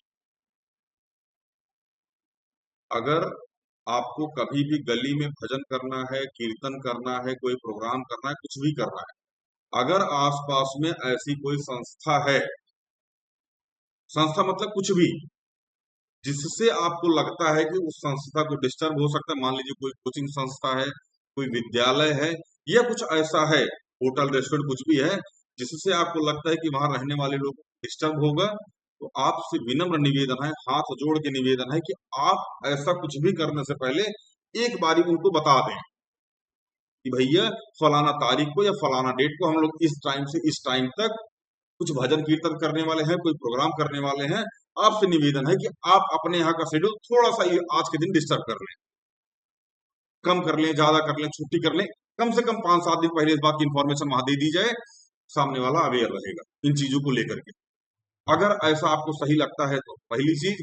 दूसरी चीज, आप सभी पेरेंट्स से हाथ जोड़ के निवेदन है, जितने लोग तेज आवाज में बूफर लगा के घर में साउंड बॉक्स लगा के गाना सुनते हैं, हमें इस बात से कोई आपत्ति नहीं है, लेकिन लेकिन लेकिन जनवरी से लेकर के मार्च लास्ट तक आपके घर में जब भी गाना बजे, उस गाने की आवाज इतनी हो कि केवल आप सुन सकें या आपके घर के रहने वाले सदस्य सुन सकें, क्योंकि जनवरी से लेकर के मार्च तक सभी बच्चों के एग्जाम चल रहे होते हैं। किसी का बोर्ड का एग्जाम चल रहा होता है, किसी का 8th का चल रहा होता है, किसी का 9th का चल रहा होता है, सारे बच्चों के एग्जाम चल रहे होते हैं। आप सभी से विनम्र निवेदन है, जनवरी से लेकर के मार्च के बीच में अगर कभी कोई ऐसा फंक्शन हो, तो एटलीस्ट आसपास की सोसाइटी में थोड़ा सा अवेयर कर दें कि इस दिन हमारे यहाँ प्रोग्राम होने वाला है, आप अपने पढ़ने का शेड्यूल थोड़ा सा चेंज कर लें, इतनी अवेयरनेस बिल्कुल। या आसपास की सोसाइटी से एक बार संपर्क कर लें, इस टाइम से इस टाइम के बीच में प्रोग्राम होने वाला है। अपने बच्चों से बोलिए कि टाइम का शेड्यूल थोड़ा सा चेंज कर ले पढ़ने का, क्योंकि प्रोग्राम करना आवश्यक है। बेशक अब घर में शादी है तो वो तो पोस्टपोन कर नहीं सकते हैं, लेकिन इस बीच अगर ऐसा कोई प्रोग्राम होता है तो उसको थोड़ा सा पोस्टपोन करने का प्रयास करें या अवेयर करें लोगों को। ये आपकी मेंटेलिटी होनी चाहिए, इतनी समझ आपके अंदर होनी चाहिए कि इन चीजों को लेकर के सजग मतलब कुछ भी नहीं किया जा सकता। अभी 2026 चल रहा है, 24 की बात है शायद। हाँ, 2024 की बात है। क्लास 10 के बोर्ड एग्जाम चल रहे थे। बहुत सारे बच्चे हमसे कंप्लेन कर रहे थे कि सर एफ ब्लॉक की बात है, F1 की बात है, ठीक है ना, बीकानेर के आसपास की बात है, सुल्तानपुरी F1। वहां ना एक घर में मतलब शादी वगैरह पड़ी थी, उन्होंने 11-12 बजे तक गाना चलाया। 11-12 बजे तक गाना चल रहा था उनके यहाँ। अमूमन इस मामले में पुलिस वगैरह बोलने रही थी, क्योंकि गलियों में चल रहा होता तो उतना ज्यादा ध्यान भी नहीं देती, ठीक है, किसी ऐसी सोसाइटी में नहीं चल रहा होता है। लेकिन आपको ध्यान रखना चाहिए था सर, उस टाइम बच्चों के बोर्ड के एग्जाम चल रहे थे। एटलीस्ट थोड़ा सा अवेयर कर देना चाहिए था। जिस साउंड को आप लगा के बोल रहे हैं ना, उसी साउंड को लगाकर गली में एक दिन अनाउंसमेंट करवा दिए होते, इस दिन शादी है, अपने बच्चों से बोले शेड्यूल थोड़ा चेंज कर ले, ठीक है ना। इतनी अवेयरनेस हमारी तरफ से अगर संभव हो सके तो, ठीक है ना, करने का प्रयास कीजिएगा। ठीक है, आइए। लोगों को विविध जीवन शैलियों, विभिन्न दृष्टिकोण और अलग अलग अलग हितों को सहन करने के लिए कब तक तैयार रहना चाहिए, जब सॉरी तब तक तैयार रहना चाहिए जब तक वे दूसरों को नुकसान ना पहुंचाने लगे। मतलब लोगों के विविध जीवन शैलियों, विभिन्न दृष्टिकोण और अलग अलग हितों को सहन करने के लिए तब तक तैयार रहना चाहिए जब तक वो दूसरे को नुकसान को मतलब दूसरे को बहुत ज्यादा नुकसान ना करने लगे। लेकिन ऐसी सहनशीलता का विस्तार उन विचारों या कार्यों तक करने की जरूरत नहीं है जब लोगों को खतरे में डालें या उनके प्रति नफरत फैलाने का मतलब आप तब तक किसी चीज का विरोध मत कीजिए जब तक ये चीज लोगों को इफेक्ट ना करे। और में आ रहा है कि नहीं आया? जैसे अभी पीसी वाली गली में कभी कभार यहाँ मतलब अब तो खैर कम होने लगा, पहले आए दिन यहाँ पे कीर्तन वगैरह होता रहता था। हमें कीर्तन करने से कोई आपत्ति नहीं है। कीर्तन करने से आप 2 दिन 3 दिन पहले हमको इन्फॉर्म कर दीजिए कि इस टाइम में कीर्तन होगा, हम अवेयर रहे। पिछली बार ऐसा हुआ था, क्लास 10 के बच्चों का यहाँ एग्जाम ले रहे थे और आप पीछे कीर्तन कर रहे थे। बहुत डिस्टर्ब होता है इन चीजों से, ठीक है ना। हमें अवेयर कर दीजिए, हम उसके लिए परपक रहेंगे। ये हमारे ऊपर हुआ इसलिए मैं इसे बोल रहा हूँ, ठीक है ना। अगर हो सके तो इतना करने का प्रयास किया कीजिए, ठीक है ना। आइए। घृणा का प्रचार और गंभीर क्षति पहुंचाने वाले कार्यों पर प्रतिबंध लगाए जा सकते हैं। मतलब कोई तीखा भाषण दे रहा है, जातिवादी कमेंट कर रहा है, भाषण दे रहा है, हिंदू मुस्लिम सिख ईसाई इस तरीके का कोई मतलब संप्रदायवाद ऐसा फैला रहा है, तो इन चीजों के ऊपर तुरंत प्रतिबंध लगना चाहिए। इसमें ये नहीं देखना चाहिए कि हम सहमत हैं या फिर सामने वाला सहमत है, लोगों को नुकसान नहीं पहुंच रहा, ना ना ना ना। इन पे कुछ ऐसा मिल का मैं फिर बोल रहा हूँ, मेरा ऐसा कुछ नहीं है, ठीक है ना। ये मिल का कहना है कि इस पर प्रतिबंध लगना चाहिए। लेकिन हमें यह ध्यान रखना चाहिए कि प्रतिबंध इतने कड़े ना हो कि स्वतंत्रता ही नष्ट हो जाए। प्रतिबंध इतने कड़े भी नहीं होने से स्वतंत्रता ही भंग हो जाए, ठीक है, स्वतंत्रता को ही छीन लिया जाए। उदाहरण के लिए एग्जाम्पल से समझिएगा, जिसने किसी के प्रति नफरत फैलाई है, हम उसके लिए आजीवन कैद की मांग नहीं कर सकते। चोरी कर लिए फांसी की सजा दे दो, ये कौन सा कॉन्सेप्ट? समझ में आ रहा है ना। अगर वह राज्य द्वारा मिथ्या प्रचार करने से दूर रहने वाले की चेतावनी के बाद भी ना माने तो उसके आवागमन पर कुछ रोक लगाई जा सकती है। मतलब अगर ऐसी कोई प्रचार प्रसार कर रहा है, ऐसा कुछ बोल रहा है और चेतावनी देने के बाद भी नहीं मान रहा है, तो उसके कुछ कुछ जगहों पर आवागमन पर रोक लगाई जा सकती है। या कोई सभा आयोजित करने के अधिकार से अधिकार में कटौती की जा सकती है। मतलब अगर कोई सभा करना चाहता है, कुछ भी करना चाहता है, कोई संगठन बनाना चाहता है, लोगों को बुला के बातचीत करना चाहता है, तो इन चीजों पर भी प्रतिबंध लग जाना चाहिए, ठीक है ना। आइए। भारत में संवैधानिक चर्चाओं में ऐसी न्यायोचित सीमाओं के लिए औचित्यपूर्ण प्रतिबंध पद का इस्तेमाल किया गया है। कुछ प्रतिबंध लगाए जा सकते हैं इनके लिए लेकिन जरूरी है कि वे समुचित हों और उन्हें तर्क की कसौटी पर कसा जा सके। ऐसे प्रतिबंधों में ना तो अतिरेक हो और ना ही असंतुलन, क्योंकि तब यह सॉरी तब यह समाज में स्वतंत्रता की सामान्य दिशा पर असर डालेगा। हमें प्रतिबंध लगाने की आदत को विकसित नहीं होने देना चाहिए, क्योंकि ऐसी आदत स्वतंत्रता को खतरे में डाल देती है। मतलब प्रतिबंध लगाना सही है, लेकिन प्रतिबंध लगाने की आदत नहीं होनी चाहिए, वरना ये लोगों की स्वतंत्रता को खतरे में डाल देगा। आइए थोड़ा सा ऊपर पढ़ते हैं कि प्रतिबंध मतलब कौन चीज है। यहाँ नोट करते हैं हम यहाँ से पढ़ने का। परिधान, परिधान मतलब जैसे जो आप पहनते हैं, कपड़े पहनते हैं जो उसको मतलब परिधान, ठीक है ना। परिधान पर प्रतिबंध का मुद्दा है। यदि आपने परिधान पर चर्चा अपनी स्वतंत्रता की अभिव्यक्ति है, ठीक है ना, तो नीचे दिए गए उन स्थितियों को किस तरह से देखेंगे जिनमें एक खास तरह के परिधान पर प्रतिबंध लगाया गया। मतलब अगर परिधान पहनना अपने अभिव्यक्ति की स्वतंत्रता है, ठीक है ना, तो नीचे दिए गए उन स्थितियों को किस तरह से देखेंगे जिसमें खास तरह के परिधान पर प्रतिबंध लगाया गया है। मतलब कुछ चीज आप नहीं पहन सकते, इस पर प्रतिबंध लगाया गया है। जैसे आप कभी वैष्णो देवी जाइएगा, तो वैष्णो देवी में जब आप एंट्री कीजिएगा ना, जैसे मान लीजिए, समझिएगा यहीं पे, ये अ, मान लीजिए यहाँ से लाइन स्टार्ट हो रही है, यहाँ से, ठीक है ना, यहाँ एक गेट आता है यहाँ पे। इसके बाद आप यहाँ चेकिंग होती है, ठीक है ना, इस चेकिंग के बाद आप प्रॉपर अंदर जाते हैं, ठीक है ना। यही चेकिंग के दौरान आपके पास फोन, वैलेट, सिक्का विक्का नहीं होना चाहिए, यहाँ चेकिंग के दौरान। इसके पहले एक लंबी लाइन यहाँ से आ रही होती है।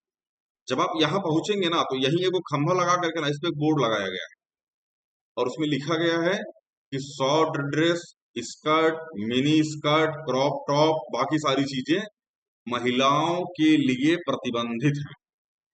मतलब आप इन चीजों को पहन करके यहाँ नहीं आ सकती, यहाँ आपकी स्वतंत्रता पर रोक लगाई गई, ठीक है ना। इनका खुद का साइन बोर्ड है, ठीक है ना, वैष्णो देवी साइन बोर्ड, मतलब ये खुद का बोर्ड है अपने आप में। तो ये अपने हिसाब से राज्य, मतलब ये अपने आप में एक राज्य है मेरे भाई, स्टेट है, ठीक है ना। तो ये इन चीजों पर प्रतिबंध लगा सकता है, लोग मानते भी हैं इनका कहना, ठीक है ना। लेकिन लेकिन अभी आगे पढ़ेंगे हम लोग कि किन चीजों पर प्रतिबंध नहीं लगा सकते हैं, या किन चीजों पर प्रतिबंध नहीं लगता है, या अगर लगा हुआ है तो वो गलत है, ठीक है ना। इसको मिटा देते हैं हम एक बार। इरेजर हमारे पास बहुत खतरनाक वाला है, ठीक है ना। इरेजर जो है मेरे भाई, वो इरेजर है, कुछ नहीं कर सकते। इरेजर मतलब कुछ चीज। आओ, माओ के शासनकाल में चीन में सभी लोगों को माओ सूट पहनना पड़ता था। माओ एक व्यक्ति है, तो शासनकाल में माओ का सूट हुआ करता था जिसे लोगों को पहनना पड़ता था। तर्क यह था कि कि यह समानता की अभिव्यक्ति है। तर्क यह था कि यह समानता की अभिव्यक्ति है, मतलब ये क्वेश्चन था, तर्क था इनका, ठीक है ना। एक मौलवी द्वारा सानिया मिर्जा के खिलाफ फतवा जारी कर दिया गया, क्योंकि उनका पहनावा उस पहनावे के खिलाफ माना गया जो महिलाओं के लिए तय की गए, मतलब तय की गए क्राइटेरिया से बाहर था। मौलवी के अकॉर्डिंग जो सानिया मिर्जा ने कपड़ा पहना था, वो ठीक नहीं था, ठीक है ना, इसलिए उनके ऊपर फतवा जारी कर दिया गया।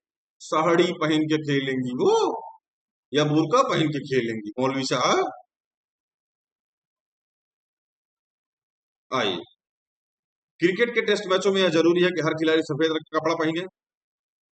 देखते हैं, छात्र छात्राओं को विद्यालय में एक निर्धारित वेशभूषा में रहना पड़ता है। ये स्टेटमेंट है, ठीक है ना। अब वाद विवाद क्या है। मनचाहे परिधान पर प्रतिबंध सभी मामलों में न्यायोचित है, या केवल कुछ मामले में। यह स्वतंत्रता प्रतिबंध का मामला कब बन जाता है, मतलब मनचाहे परिधान पर प्रतिबंध सभी मामलों में न्यायोचित है या केवल कुछ मामलों में, ये जानना जरूरी। पहली चीज। दूसरी चीज, स्वतंत्रता पर प्रतिबंध कब, मतलब प्रतिबंध का मामला कब बन जाता है, या स्वतंत्रता पर प्रतिबंध का मामला कब बन जाता है, कपड़े को पहनना या नहीं पहनना, या किसी एक कलर का कपड़ा पहनना, ये स्वतंत्रता का मामला कब बन जाता है, इस बात को समझते हैं। इन प्रतिबंधों को लगाने का अधिकार किसका, सबसे पहले पॉइंट, ये जो प्रतिबंध लग रहे हैं इनको लगाने का अधिकार किसका है। क्या धार्मिक नेताओं को परिधान के मामले में निर्णय देने का अधिकार होना चाहिए। दूसरा पॉइंट, मतलब क्वेश्चन, क्या यह राज्य को तय करना चाहिए कि कोई क्या पहनेगा। राज्य मतलब समझ रहे मेरे भाई, राज्य का मतलब स्टेट। स्टेट, राज्य वाला स्टेट नहीं, ना ना ना। स्टेट मतलब बीसीसीआई स्टेट है, बिजली विभाग स्टेट है, रेलवे स्टेट है, पुलिस स्टेट है, कार्यपालिका स्टेट है, न्यायपालिका स्टेट है, विधायिका स्टेट है। समझ में आ रहा है ना। ये अपने आप में सब स्टेट है। स्टेट मतलब अपना निर्णय खुद ले सकते हैं, देखिए निर्णय में कोई मतलब इनको प्रतिबंधित करने या बाधित करने नहीं आएगा। क्या क्रिकेट खेलते समय खिलाड़ियों के पहनावे के नियम तय करने के लिए अंतरराष्ट्रीय क्रिकेट बोर्ड आईसीसी एक उपयुक्त संस्था है। क्वेश्चन, क्या प्रतिबंध आरोपित करना न्यायपूर्ण है, सॉरी अन्यायपूर्ण है। क्या यह कई तरीकों से व्यक्तियों की अभिव्यक्ति को कम करता है। फिर क्वेश्चन, आरोप को स्वीकार करने के परिणाम क्या हो सकते हैं? क्या माओकालीन चीन में सभी लोगों के एक जैसे कपड़े पहनने से समाज में गरीबी कम हो गई है? हाँ, इसे कुछ नहीं है। अगर महिलाएं ऐसे कपड़े ना पहन सके तो वे पुरजोर तरीके से संघर्ष कर पाए, तो क्या यह माना जाए कि खेल में सहभागिता से वंचित की जा रही हैं? क्वेश्चन ही पूछ रहा है, भी ध्यान रखना। अगर क्रिकेट खिलाड़ी रंगीन कपड़े पहने तो क्या इससे खेल प्रभावित होगा? ये भी क्वेश्चन ही है। बहुत सारे क्वेश्चन है आपके मन में कि क्या इस तरीके से प्रतिबंधित करना या क्या इस तरीके से करना, चीजों को करना सही है, ठीक है ना? क्या इस तरीके से निर्णय लेना या चीजों को प्रतिबंधित करना उचित है? देखते हैं। अब आते हैं सकारात्मक स्वतंत्रता एवं नकारात्मक स्वतंत्रता। ध्यान रखना। पढ़ते हैं, पता चलेगा सकारात्मक स्वतंत्रता और नकारात्मक स्वतंत्रता क्या होती है। आइए, सकारात्मक एवं नकारात्मक स्वतंत्रता इस अध्याय में। अच्छा, यहाँ जो क्वेश्चन दिया गया है इसके ऊपर आप रिसर्च कीजिएगा। अच्छा, एक क्वेश्चन का आंसर हम इसमें बता देते हैं, छात्र छात्राओं वाला, ठीक है ना? ये आपके मतलब लेवल का क्वेश्चन है, इसलिए हम इसको बता देते हैं, ठीक है ना? छात्र छात्राओं वाला की क्या कैसे है। देखो, छात्र छात्राओं को विद्यालय में नाराज भेदभाव इसलिए पहनाया जाता है। पहली चीज, पहली चीज ये है कि अ, अमीर हो, गरीब हो, मिडिल क्लास हो, लोअर मिडिल क्लास हो, रईस का आदमी लड़का हो, किसी का भी लड़का हो, सब एक जैसे दिखे। समझ में आ रहा है कि नहीं आ रहा? इसीलिए विद्यालय में छात्राओं के लिए या छात्र के लिए एक वेशभूषा निर्णय लिया जाता है कि हाँ, ये वेशभूषा सही है। समझ में आया कि नहीं आया? तो दिक्कत, अब ऐसा थोड़ी एक लड़का सलवार समीज पहन के जा रहा है, स्कर्ट पहन के जा रहा है, उसके लिए भी कुछ लिमिटेशंस हैं, ठीक है ना? कि वो पैंट शर्ट पहनेगा, घाघरा चोली पहन के चला जा रहा है, ये भी ठीक नहीं है। मांग में सिंदूर लगा लिए भागा जा रहा है, कुछ लिमिटेशंस है उसके लिए, ठीक है ना? कि लड़के को ये करना है, लड़कियों को ये करना है। अब स्कर्ट इतनी छोटी भी नहीं होनी चाहिए। खैर, ये चीज पेरेंट्स को खुद ध्यान रखनी चाहिए कि स्कर्ट इतनी छोटी नहीं होनी चाहिए, अलग होता है वो, ठीक है ना? अब इस चीज का मुझे लगता है कि मम्मी इस चीज का ध्यान रखती है, ऐसा हमारा मानना है। ध्यान भी रखती होंगी, क्योंकि खुद खुद इस चीज से वो आ चुकी है बाहर निकल करके, ठीक है ना? वो खुद ऑलरेडी कभी बच्ची रही हैं, तो इस चीज की इन्फॉर्मेशन उनको होगी कि स्कर्ट कितनी होनी चाहिए, कितनी नहीं होनी चाहिए, साइज कितना होना चाहिए, ठीक है ना? ये सारी इन्फॉर्मेशन होती है। इस बारे में चर्चा करना मूर्खता है, ठीक है ना? हमसे ज्यादा उनको पता है और हमसे ज्यादा वो जानती भी है इस चीज के बारे में, ठीक है ना? हमें इस बात में कोई तर्क करने की आवश्यकता नहीं होनी चाहिए, ना हम करेंगे इस बात पे, ठीक है ना? बखूबी जानते हैं कि किस तरीके से बच्ची को पालना और किस तरीके से उनको रखना है। इसमें कोई भी टिप्पणी न की जाए तो ज्यादा बढ़िया, किसी के द्वारा कोई टिप्पणी न की जाए, है ना? आइए, सकारात्मक और नकारात्मक स्वतंत्रता को समझते हैं। इस अध्याय में पहले मैंने स्वतंत्रता के दो आयामों की चर्चा की। बाहरी प्रतिबंधों के अभाव के रूप में स्वतंत्रता और स्वयं को अभिव्यक्ति करने के अवसरों को विस्तार करने के रूप में स्वतंत्रता। पहला स्वतंत्रता, दूसरा स्वयं की अभिव्यक्ति, ठीक है ना? राजनीतिक सिद्धांत में इन्हें नकारात्मक और सकारात्मक स्वतंत्रता कहते हैं। एथिक्स आ गया यहाँ पे, उसमें आपको मिलेगा ये। नकारात्मक स्वतंत्रता उस क्षेत्र को पहचानने और बचाने का प्रयास करती है जिनमें व्यक्ति अनुलंघनीय हो। अनुलंघनीय का मतलब होता है कि, अभी आगे समझ में आएगा, लोड मत लीजिए, ठीक है ना? अभी इस शब्द पे चर्चा करना थोड़ा सा उतना ही क्रिटिकल होगा जितना बचपन में क्लास सेकंड के बच्चे को रेन के बारे में बताया जाए कि H2O क्या होता है, H2O उसके अंदर मिला होता है, बहुत सारी गैसें उसके अंदर मिल जाती है। रेन जान गया, वो बारिश होती है, उसकी परिभाषा देने की आवश्यकता अभी नहीं है, ठीक है ना? वैसे ही ये वर्ड है, ठीक है ना? अभी आप आगे इस बारे में समझेंगे। जिसमें जिसमें वह जो होना, बनना या करना चाहे, बन सके और कर सके, ठीक है ना? वह व्यक्ति जो बनना चाहे, जो करना चाहे, जो जो भी उसके साथ जो भी होना चाहे वो अपने अकॉर्डिंग कर सके, उसमें किसी का कोई हस्तक्षेप ना हो। यह ऐसा क्षेत्र होगा जिसमें किसी बाहरी सत्ता का हस्तक्षेप नहीं होगा। कोई बाहरी सत्ता उसके ऊपर हस्तक्षेप नहीं कर सकती, कोई प्रतिबंध नहीं लगा सकती। यह छोटा सा पवित्र क्षेत्र है जिसमें व्यक्ति कुछ भी कर सके, जिसमें लेकिन उसमें हस्तक्षेप नहीं किया जा सकता। सीधा सीधा बोले तो स्वसंग, अपने अकॉर्डिंग चले। ठीक है ना, इसको बोलते हैं नकारात्मक स्वतंत्रता। नकारात्मक मतलब है उसके ऊपर स्वतंत्रता को लेकर के कोई बाउंडेशन नहीं है, कोई कोई स्वतंत्रता को लेकर के उसके ऊपर कोई बाउंडेशन नहीं लगाई जा रही। ठीक है ना। अहस्तक्षेप के इस छोटे से क्षेत्र का होना इस बात की स्वीकृति है कि मानव प्रकृति और मानव गरिमा को ऐसे क्षेत्र की आवश्यकता है जिसमें व्यक्ति दूसरों से अबाधित रूप से व्यवहार कर सके, मतलब उसके ऊपर कोई बाउंडेशन ना हो, इस तरीके से वो अपने आप को प्रदर्शित कर सके। यह क्षेत्र कितना बड़ा होना चाहिए और इसमें क्या क्या शामिल होना चाहिए, ये वाद विवाद का विषय है गुरु। हर चीज में नकारात्मक स्वतंत्रता को नहीं लाया जा सकता। ठीक है ना, नकारात्मक स्वतंत्रता एक छोटे क्षेत्र के लिए जरूरी है, किसी बड़े क्षेत्र के लिए नहीं। और बने रहेंगे। ठीक है ना, वाद विवाद का विषय अब भी है और बने भी रहेंगे, क्योंकि हस्तक्षेप जितना बड़ा होगा स्वतंत्रता उतनी अधिक होगी। समझ में आ रहा है ना, मतलब जितना लोगों का कम हस्तक्षेप होगा स्वतंत्रता उतनी ज्यादा होगी, लेकिन लिमिटेड मात्रा में। अब मान लीजिए स्वतंत्रता दे दी गई कि सब लोग अपना अपना परमाणु बम बनाए, ले चोटा बगल वाले का घर ही उड़ा दिया। समझ में आ रहा है ना, सब अपना अपना परमाणु बम अपना अपना परमाणु परीक्षण कर सकते हैं, ले भाई ला, एक का एक घर उड़ रहा, डेली कौन कौन घर उड़ रहा। ठीक है ना, अपने घर में AK-47 रख सकते हैं ना ना ना ना ना, कुछ जगह प्रतिबंध लगाना जरूरी है। दूसरी चीज नकारात्मक स्वतंत्रता का एक लिमिटेड क्षेत्र होना चाहिए, उसको बहुत ज्यादा विस्तार नहीं करना चाहिए उसका। समझ में आ रहा है कि नहीं आ रहा है? आइए, हमें जो मानने की जरूरत है वह यह है कि नकारात्मक स्वतंत्रता की परंपरा व्यक्ति के लिए एक ऐसे दायरे की बात कहती है जो अनुल्लंघनीय होती है, जिसमें व्यक्ति स्वयं को व्यक्त कर सके। अगर यह क्षेत्र बहुत छोटा है तो मानव गरिमा में कटौती होती है। अगर यह क्षेत्र छोटा है तो मानव अपनी व्यक्ति, अपने प्रदर्शन, अपनी क्षमता में उसके कटौती होती है। ठीक है, अगर यह क्षेत्र छोटा है।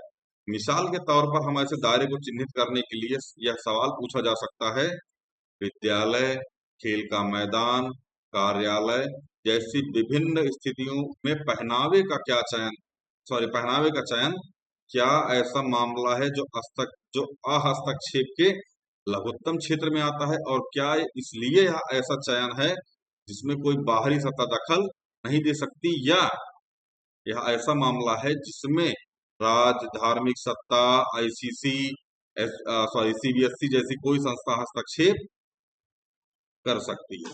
कहने का मतलब यह है कि ऊपर जो बताया गया विद्यालय, खेल का मैदान, कार्यालय एक ऐसे ना जैसे विभिन्न स्थितियों में पहनावे का चयन क्या एक ऐसा मामला है जिसमें हस्तक्षेप का लघुत्तम क्षेत्र आता है। समझ में आ रहा है कि नहीं आ रहा है? क्या इसलिए एक ऐसा चयन क्या इसलिए यह ऐसा चयन है जिसमें कोई बाहरी सत्ता दखल नहीं दे सकती है। ठीक है ना, बाहरी सत्ता दखल नहीं दे सकती मतलब इन कैसे भैया, क्या होना चाहिए, क्या करना चाहिए, क्या नहीं करना चाहिए, किन चीजों को लागू करना चाहिए और किन चीजों को नहीं करना चाहिए। नकारात्मक स्वतंत्रता का तर्क होता है कि वह कौन सा क्षेत्र जिसका स्वामी मैं हूं। नकारात्मक स्वतंत्रता का तर्क यह स्पष्ट करता है कि व्यक्ति क्या करने से मुक्त है, इसमें किसी का हस्तक्षेप नहीं है। इससे उलट सकारात्मक स्वतंत्रता के तर्क कुछ करने की स्वतंत्रता के विचार की व्याख्या से जुड़े रहते हैं। समझिएगा इसको, समझते रहेगा। सकारात्मक स्वतंत्रता कुछ करने की स्वतंत्रता, मतलब आपको कुछ करना है इस बात की स्वतंत्रता होनी चाहिए, सकारात्मक स्वतंत्रता है। ये तर्क इस सवाल के जवाब में आते हैं कि मुझ पर शासन कौन करता है। इस प्रश्न का आदर्श उत्तर होगा, मैं स्वयं पर शासन करता हूं। ठीक है ना। सकारात्मक स्वतंत्रता के विमर्श की एक लंबी परंपरा है, जिससे Rousseau, Hegel, Marx, Gandhi, Arvind और इन सभी विचारों से प्रेरणा लेने वालों में देखा जा सकता है।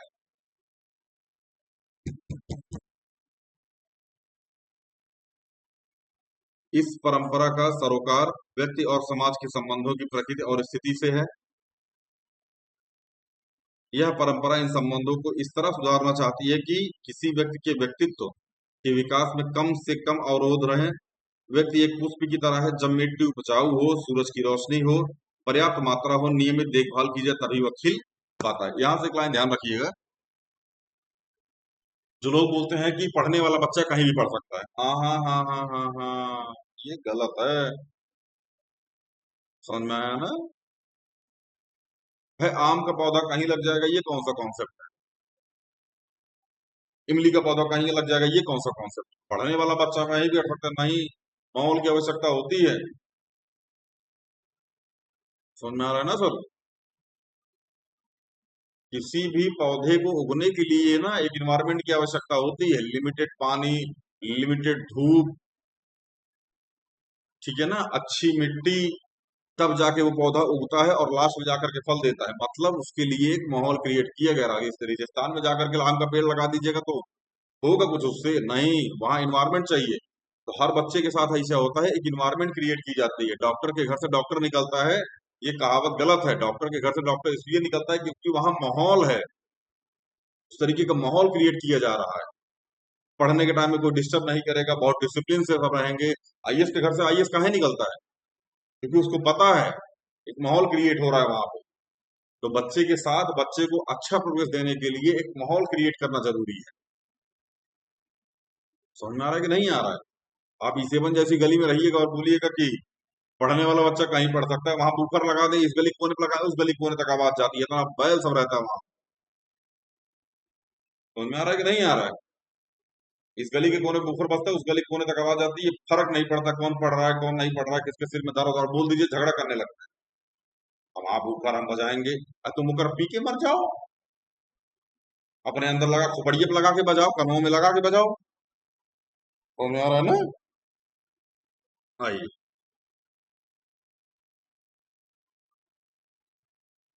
व्यक्ति को अपनी क्षमताओं के विकास के लिए भौतिक, राजनीतिक और सामाजिक जगत में समर्थकारी सकारात्मक स्थितियों का लाभ मिलना चाहिए। इसका अर्थ यह है कि व्यक्ति गरीबी अथवा बेरोजगारी के कारण अवरुद्ध न हो और अपनी आवश्यकताओं की पूर्ति के लिए उसके पास पर्याप्त भौतिक साधन होने चाहिए। उसके पास निर्णय निर्माण की प्रक्रिया में भाग लेने का अवसर भी होना चाहिए, जिससे कि बनने वाले कानूनों की उसकी इच्छा की झलक हो या कम से कम उसकी प्राथमिकताओं को ध्यान में लिया जाए। मतलब जब भी कोई कानून बने, ठीक है ना, जब भी कुछ भी हो, ध्यान रखिए फिर से व्यक्ति को अपनी क्षमता के विकास करने के लिए भौतिक, राजनीतिक और सामाजिक जगत में समर्थकारी सकारात्मक स्थितियों का लाभ मिलना चाहिए। ध्यान रखिएगा, नकारात्मक स्वतंत्रता का मतलब होता है कोई भी रोक टोक ना हो, व्यक्ति लिमिटेड चीज, लिमिटेड मतलब इन द सेंस कि व्यक्ति अपने हिसाब से कुछ भी कर सकता है, व्यक्ति को किसी भी चीज का रोक टोक नहीं होना चाहिए।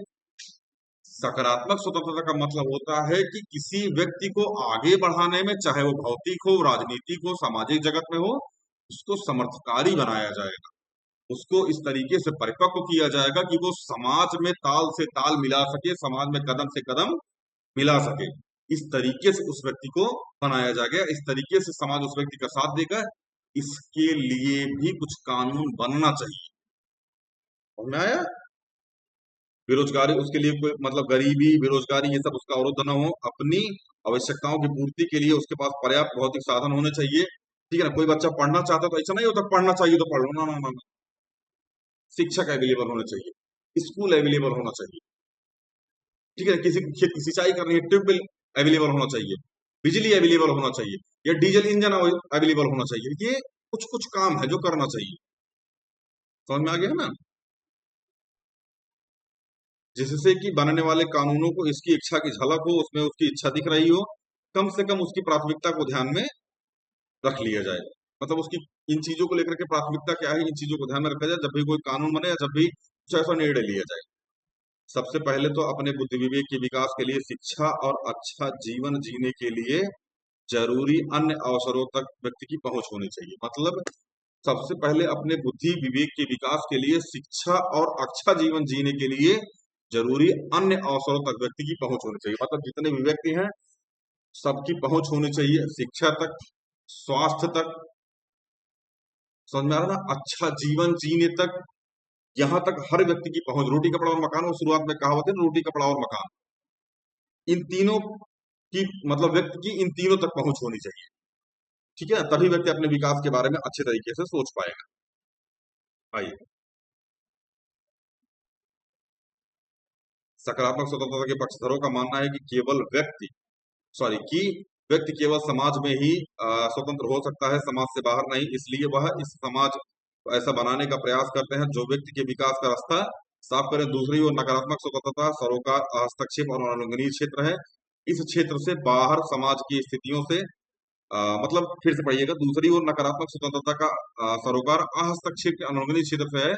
इस क्षेत्र से बाहर समाज की स्थितियों से नहीं। नकारात्मक स्वतंत्रता हस्तक्षेप के इस छोटे से क्षेत्र का अधिक से अधिक विस्तार करना चाहेगी, बिल्कुल करना चाहेगी। जितना ज्यादा उसका विस्तार होगा उतना ही ज्यादा लोगों को कम दिक्कत होगी अपनी चीजों को करने में, अपनी स्वतंत्रता को लेकर के। हालांकि ऐसा करने में वह समाज के अस्थायित्व को ध्यान में रखेगी। आमतौर पर दोनों तरह की स्वतंत्रताएं साथ साथ चलती रहती हैं और एक दूसरे का समर्थन करती हैं। लेकिन ऐसा भी हो सकता है कि निरंकुश शासन सकारात्मक स्वतंत्रता के तर्कों का सहारा लेकर अपने शासन को न्यायोचित सिद्ध करने की कोशिश करे। सकारात्मक स्वतंत्रता और नकारात्मक स्वतंत्रता समाज में जो नकारात्मक स्वतंत्रता लोगों को बाधित कम करती है अपने अकॉर्डिंग चलने के लिए, अपने अकॉर्डिंग सोचने के लिए। ठीक है ना। सकारात्मक स्वतंत्रता में गवर्नमेंट को चाहिए या प्रशासन को चाहिए कि उन चीजों तक लोगों की पहुंच हो जो चीजें जरूरी है। अच्छा जीवन जीने की आजादी, शिक्षा की आजादी, स्वास्थ्य की आजादी, इन चीजों तक लोगों की पहुंच। हम बताए ना, एग्जाम्पल दिया आपको कि किसी बच्चे को पढ़ना चाहिए, नहीं बोल सकते जाओ पढ़ो। ठीक है, उसके लिए एक विद्यालय होना चाहिए, विद्यालय में मैनेजमेंट होना चाहिए, एक शिक्षक होना चाहिए, शिक्षक की जानकारी होनी चाहिए, उसके लिए बुक्स होनी चाहिए, एक माहौल क्रिएट होना चाहिए। ये सारी चीजें उसके लिए जरूरी है। समझ में आ रहा है कि नहीं आ रहा है? तो ये सकारात्मक स्वतंत्रता है। समझ में आया? आइए, अब आते हैं व्यक्ति की स्वतंत्रता, आर्टिकल 21, नहीं सॉरी 19 का 1, आर्टिकल 19 का क्लॉज 1। ठीक है ना। भाग 2, सॉरी भाग 3, सॉरी भाग 3। ठीक है ना। आर्टिकल 19 का फर्स्ट ईयर, 19 का भी बोल सकते हैं आप इसको। ठीक है मेरे भाई, ये मत समझना हमको कलम चलाना नहीं है, बहुत बेहतरीन तरीके से आप चला सकते हैं मेरे भाई। सुनने वाला है ना, खिसिया के दबा दे चल जाएगा। अच्छा नहीं है, पैसा लगा है, घिसा के चला देंगे टूट नहीं जाएगा। फिर इंस्टीट्यूट पैसा ना लेगा हमरा से। चलिए, तो आर्टिकल 19 का फर्स्ट, ठीक है ना, भाग तो अब इसकी दिक्कत नहीं है, हमारा राइटिंग ये खराब है यार। समझ में आ रहा है? इसकी दिक्कत नहीं तो बढ़िया चल रहा है। ठीक है, हमारा राइटिंग ये खराब है, बचपन से खराब है, शकल ये खराब, राइटिंग का काम से बहुत खराब। चलिए, अभिव्यक्ति की स्वतंत्रता का मुद्दा हस्तक्षेप के लघुत्तम क्षेत्र से जुड़ा हुआ माना जाता है। जे एस मिल ने सबल तर्क रखे हैं क्या कि अभिव्यक्ति की स्वतंत्रता प्रतिबंधित नहीं होनी चाहिए। बिल्कुल, अपने आप को एक्सप्रेस करने की स्वतंत्रता प्रतिबंधित नहीं होनी चाहिए। यह चर्चा के लिए एक अच्छा प्रसंग है, इस पर चर्चा किए जाए तो ज्यादा बढ़िया है। आइए, बहुत बार किसी पुस्तक, नाटक, फिल्म या किसी शोध पत्रिका के लेख पर प्रतिबंध लगाने की मांग उठती है। किसी पुस्तक पर प्रतिबंध लगाने की मांग को इस चर्चा के आलोक में दिखा, जैसे अभी एक मूवी आई है 1995, पंजाब 1995 या 1995 से मूवी आई है, उस पर प्रतिबंध लगाया जा रहा है। ठीक है ना, उस पर मतलब गवर्नमेंट को लेकर के थोड़ा सा तंज कसा गया है। ठीक है ना, इसलिए उस पर प्रतिबंध लगाया जा रहा है। कभी उसको कायदे से चर्चा करेंगे कहाँ प्रतिबंध लगाया जा रहा है। ठीक है ना, 1995 की मूवी है, पंजाब की है वो। ठीक है ना, पंजाब से रिलेटेड है। अभी तक हमने स्वतंत्रता को विकल्प निर्धारक के रूप में देखा। विकल्प में मतलब वैकल्पिक, ऑप्शनल। ठीक है ना। देखा जहां सकारात्मक और नकारात्मक स्वतंत्रता के बीच फर्क दिया गया, बिल्कुल दिया गया। हमने स्वतंत्रता पर न्यायोचित सीमाएं लगाने की जरूरत को स्वीकार किया। कुछ लिमिटेशंस होनी चाहिए, इसको हमने स्वीकार किया नियम अनुसार, न्याय के अनुसार। लेकिन साथ ही यह भी माना कि इन सीमाओं को उचित प्रक्रिया और महत्वपूर्ण नैतिक तरीकों के समर्थन की आवश्यकता है। बिल्कुल, साथ में यह भी माना कि ये जो मतलब यूज किए जा रहे हैं सीमाएं, जो मतलब उस पर लिमिटेशन लगाई जा रही है, ये उचित प्रक्रिया द्वारा लगाई जाए। ऐसा ना लगाइए कोई व्यक्ति विरोध नहीं कर सकता, कोई व्यक्ति बोल नहीं सकता। समझ में आ रहा है कि नहीं आ रहा है? आज के टाइम में तो मतलब हम क्या ही बताएं। ठीक है ना, बोलना भी एक अपने आप में मतलब नौटंकी हो गया है, डीफेम का केस लग जाता है, सवाल पूछिए तो। ठीक है ना, पेट्रोलियम मंत्री कुछ बोल ही नहीं रहा है, परिवहन मंत्री आकर के बोल रहा है कि चलो छोड़ो, जाने दो, फिर डीफेम का केस लग जाएगा।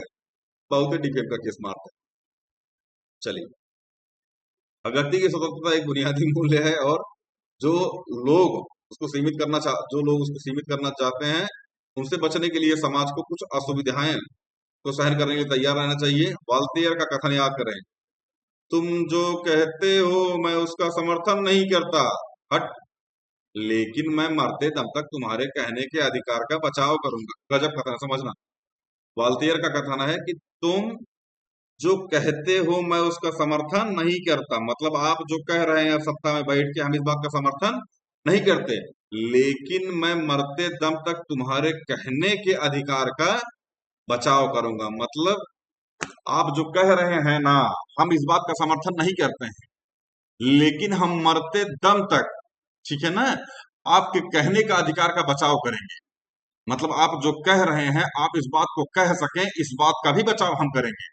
आजीवन आप ऐसा बोलते रहें, ठीक है ना, कि आने वाले टाइम में हम जो है गाड़ियों में जो है वो सीधा सीधा गन्ने का जूस पेर के डाल देंगे, ठीक है ना, गाड़ी ले जाके खेत में खड़ी कर देंगे, गन्ने ठूस देंगे ससुरा तूने उसमें, 10 रुपये गिलास गन्ने का जूस, एक पी रहे हैं एक गाड़ी में डाल रहे हैं। समझ में आ रहा है? नहीं, ठीक है, अगर गवर्नमेंट ने ऐसा निर्णय लिया है, देखो हमको निर्णय उड़े लेने में कोई दिक्कत नहीं है, ठीक है ना। नितिन गडकरी साहब हमारे लिए बहुत मतलब बहुत अच्छे व्यक्ति हैं, आज तक कभी उनके ऊपर मतलब भ्रष्टाचार का कभी कोई आरोप नहीं लगा, ठीक है ना, बहुत अच्छे व्यक्ति, व्यक्तिगत रूप से आप बहुत अच्छे हैं सर, ठीक है ना। लेकिन अब पता नहीं आप समझा नहीं पा रहे हैं, या आपके जो मतलब नीचे के अधिकारी हैं वो समझा नहीं पा रहे हैं। दिक्कत इस बात की है ना कि चीजों को समझाया जाना चाहिए। एक ऐसा व्यक्ति आपके पास हो, या एक ऐसी मतलब संगठन ऐसा हो जो जब भी कोई निर्णय लिया जाए ना, तो उसको जनता में आकर के वो समझा सके, व्यवहारिक रूप से समझा सके। समझ में आ रहा है ना, वन नेशन वन लैंग्वेज। यार अपने यहाँ तो हो नहीं सकता, क्योंकि बहुत सारी लैंग्वेज है, 22 भाषाओं में हम लोग बात करते हैं, अलग अलग भाषाएं हैं, ठीक है ना, कश्मीरी, सिंधी, पंजाबी, हिंदी, बंगाली, असमी, उड़िया, गुजराती, मराठी, कन्नड़, तेलुगु, मलयालम, उर्दू, संस्कृत, नेपाली, मणिपुरी, कोंकणी, बोडो, संथाली, मैथिली, डोगरी, कालीनी, बकमा, ये 22 भाषाएं हैं, ठीक है ना। इन 22 भाषाओं में बहुत सारी भाषाएं हैं जिसमें मतलब जो भी शामिल नहीं की गई, जैसे भोजपुरी, राजस्थानी, मैथिली, ये सब शामिल नहीं है, ठीक है ना। तो खैर ये क्षेत्रीय भाषाएं हैं, छोड़ो भाषा पे कहा जा रहे हैं हम लोग। कहने का मतलब ये कि एक ऐसा संगठन होना चाहिए, एक ऐसे संगठन का आप सभी निर्माण करें, ऐसे लोगों को चुने जो उसमें बैठे और बताएं लोगों को। आज के टाइम सबके पास फोन है, ठीक है ना, जो भी आप निर्णय ले रहे हैं वो निर्णय लोगों तक पहुंचे, सही गलत दोनों पक्ष को रखा जाए, ठीक है ना। वो समझा, देखो जनता, पब्लिक कभी भी आपकी बातों को नकारेगी नहीं। क्यों नहीं नकारेगी? क्योंकि हमने खुद आपको चुना है, सच में कहें आपकी बातों को नकारेंगे, ठीक है ना। हम आपकी बातों को नहीं नकार सकते। 90 से ज्यादा पेपर आपने लीक करा दिया, तब हम लोग जंतर मंतर पर बैठने चले गए। इसके पहले हम लोग नहीं गए थे बैठने के लिए। हमें लगा था चलो ठीक है, 1 पेपर हो गया, 2 पेपर हो गया, 4 पेपर हो गया, 10 पेपर हो गए, गलतियां होती रहती है, प्रशासन तो सुधार करेगा। कोई सुधार ही नहीं हो रहा है, निर्णय पर निर्णय लिए चले जा रहे हैं आप, ठीक है ना। आपके निर्णय लेने में हमें कोई आपत्ति नहीं है, आप हमारे द्वारा चुने गए हैं, हमारे द्वारा चुन के वहां भेजे गए, तो अच्छा निर्णय ही लेंगे आप हमारे लिए, ऐसी बात नहीं है। लेकिन जो निर्णय आप ले रहे हैं, आप वो हमें समझा भी तो दीजिए। हम बोल रहे हैं इस कमरे में मत जाना, रीजन बता दो, बता सकते हो ना रीजन, या उहम रिसर्च मार रहे हो? रीजन बता दो, हम खुद भी अवेयर होंगे, लोगों को भी अवेयर कर देंगे। नहीं भैया उस कमरे में मना किया है। अचानक से हमारे प्रधानमंत्री साहब आते, बोलते हैं सोना खरीदना बंद करो। अरे समझा दीजिए ना, कोई ऐसा व्यक्ति खड़ा होकर समझा दे कि सोने को खरीदने से क्या दिक्कत आएगी, जनरल भाषा में लोगों को समझ में आ जाए, तो लोग काहे इस चीज का विरोध करेंगे। समझ में आ रहा है कि नहीं आ रहा है? तो इन खासकर मतलब मेरा ऐसा मानना है कि एक ऐसा व्यक्ति, एक ऐसा संगठन का निर्माण हो जो संसद में जब कोई भी, देखो सांसद तो कितने पढ़े लिखे हैं हम सब जानते हैं, ठीक है ना, ये इनके हिसाब से इंटरनेशनल कोई भी हो सकता है। तो ये एक ऐसे व्यक्ति को अपने साथ लेके चले, एक ऐसे संगठन का निर्माण करें जिसमें जब कोई विधेयक निकाला जाए, जब कोई विधेयक पारित हो, या वो संसद में प्रक्रिया लेकर के राष्ट्रपति के सिग्नेचर उच्चर होकर के वो बढ़िया माहौल बन जाए, कानून बन जाए, तब उसको लेकर के, या उससे पहले, ठीक है ना, एक व्यक्ति आए और उसको अच्छे से समझाए, पॉजिटिव निगेटिव दोनों अपना समझाए। यूट्यूब आज के टाइम सबके लिए फ्री है, ठीक है ना, अच्छे से समझाए ताकि लोग उसको समझ सके। उसके बाद उनका विरोध करना न करना, तब वो तर्क पे बहस करेंगे सब, तब वो तर्क करेंगे। मुद्दों पर चर्चा होगी कि अच्छा ये गलत है ये सही है, इस बात पे चर्चा होगी। तो समझा ही नहीं पा रहा, झुनझुना बजा रहे।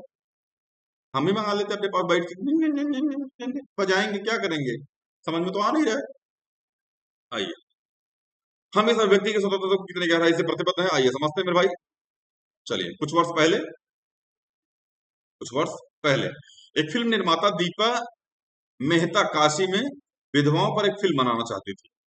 यह फिल्म विधवाओं की व्यथा को खोजना चाहती थी, लेकिन राजनीतिक के एक ऐसे हिस्से द्वारा इसका जबरदस्त विरोध हुआ। आरोपियों को लगता था कि इसमें सॉरी आरोपी बोल रहे, विधवाओं को लगता था कि इसमें भारत को बहुत बुरे तरीके से प्रस्तुत किया जाएगा। उन्हें यह भी लगता था कि यह फिल्म विदेशी दर्शकों की जरूरतों को पूरा करने के लिए बनाई जा रही है और इससे प्राचीन नगर की बदनामी होगी। इन्होंने फिल्म को नहीं बनने दिया उन्होंने फिल्म को नहीं बनने दिया, परिणाम स्वरूप फिल्म काशी में नहीं बनाई जा सकी। बाद में यह फिल्म कहीं और बनाई गई। इस तरह से ओबरे मेनन की रामायण रिटोल्ड और सलमान रुश्दी की द सॉरी सिटानिक वर्सेस समाज के लिए कुछ हिस्सों में विरोध के बाद प्रतिबंधित कर दी गई। The last temptation of Christ नामक फिल्म मी नाथुराम बोलते नामक एक नाटक भी अन्य समूहों द्वारा विरोध के बाद प्रतिबंधित कर दिए गए। इस तरह प्रतिबंध आसान अल्पकालीन समाधान है, क्योंकि यह तात्कालिक मांग को पूरा कर देते हैं, लेकिन समाज की स्वतंत्रता को दूरगामी संभावनाओं की दृष्टि से यह बहुत खतरनाक है। क्योंकि जब हम एक बार प्रतिबंध लगाने लगते हैं, तब प्रतिबंध लगाने की आदत विकसित हो जाती है।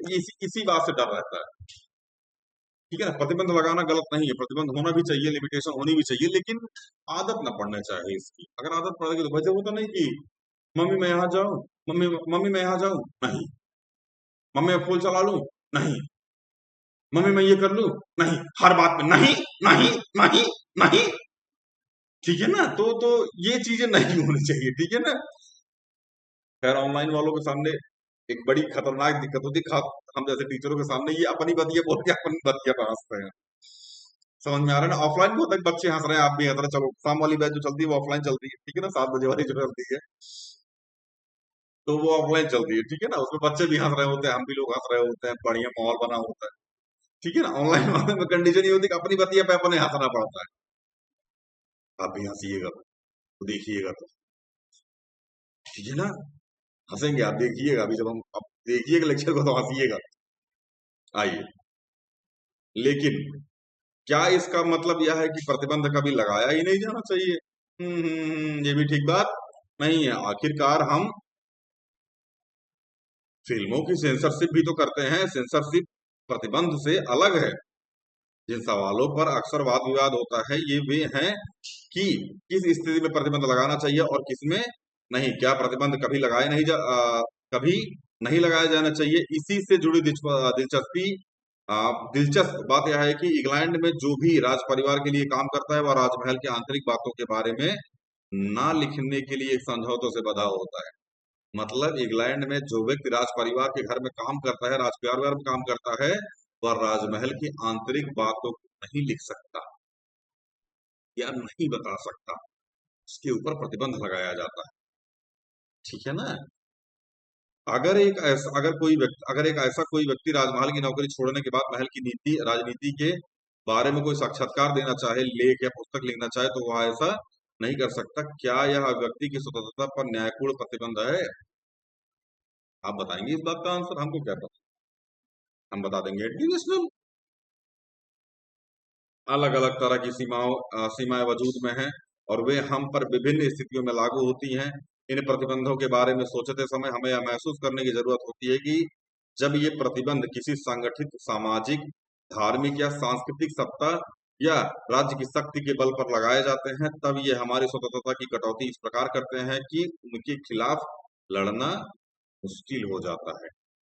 हालांकि यदि हमें स्वेच्छापूर्वक या अपने लक्ष्यों और आकांक्षाओं को पाने के लिए कुछ प्रतिबंधों को स्वीकार करते हैं, तो हमारी स्वतंत्रता उस प्रकार से सीमित नहीं होती।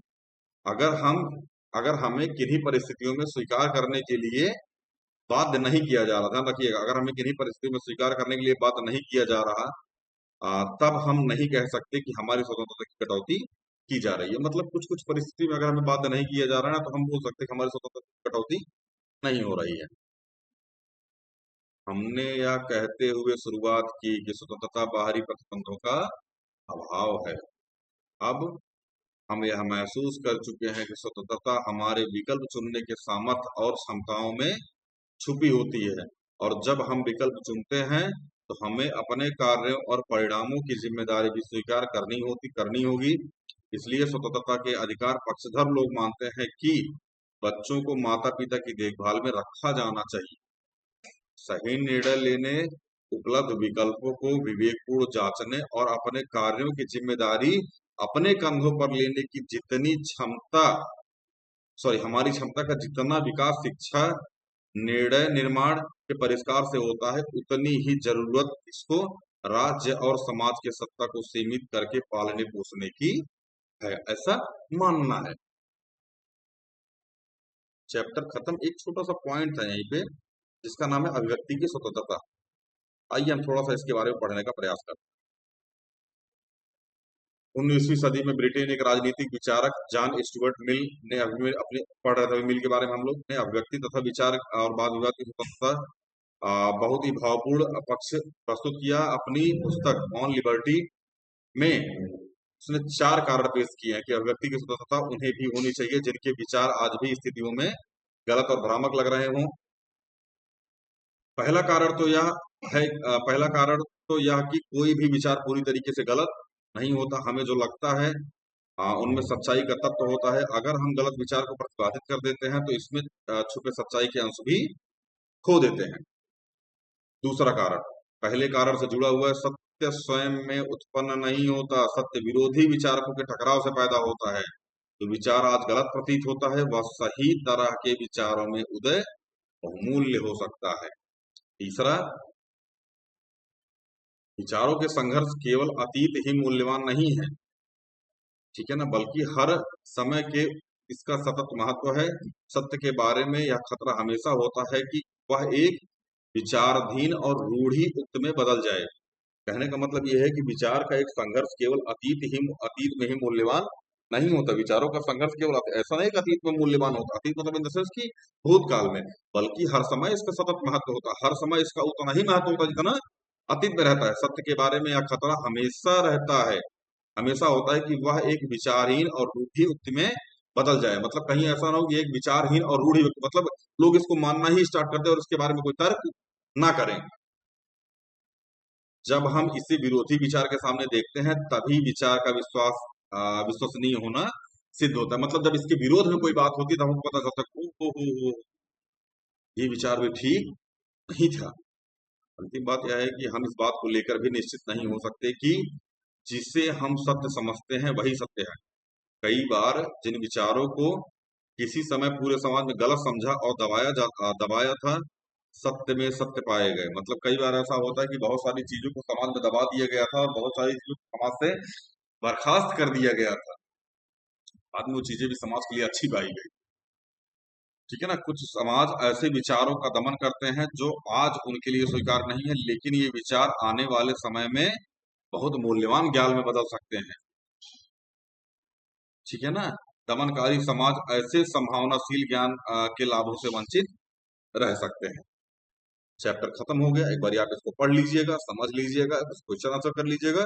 कोई डाउट आए तो कमेंट कर दीजिएगा, ठीक है ना। कमेंट पे आपको हम समझा देंगे। अच्छा, एक चीज आपको हम और गाइड कर दें, खासकर क्लास 11 वाले बच्चे जो मैं यहाँ पढ़ा रहा हूँ, इसको पढ़ने के बाद ना अब सबसे बड़ा कॉन्सेप्ट ये, सर जी, क्वेश्चन आंसर कैसे लिखा जाए, क्वेश्चन आंसर को लिखने का तरीका कैसे समझा जाए। इसके लिए आप विद्यालय से नोट्स प्रोवाइड होती है, उसका सहारा लीजिए, ठीक है ना, पहली चीज। दूसरी चीज, आपके पास सपोर्ट मटेरियल मिलता है, सरकारी स्कूल में मिलता है सपोर्ट मटेरियल। आपका यार दोस्त जो भी प्राइवेट स्कूल पढ़ते हैं, अपने यार दोस्त से संपर्क कीजिएगा, सपोर्ट मटेरियल, फिर यूट्यूब गूगल पे भी अवेलेबल होता है, सपोर्ट मटेरियल डाल दीजिएगा, वो आ जाएगा। क्लास 11 सपोर्ट मटेरियल डाल के सर्च कीजिएगा, वो ऑलरेडी अवेलेबल होता है गूगल पे।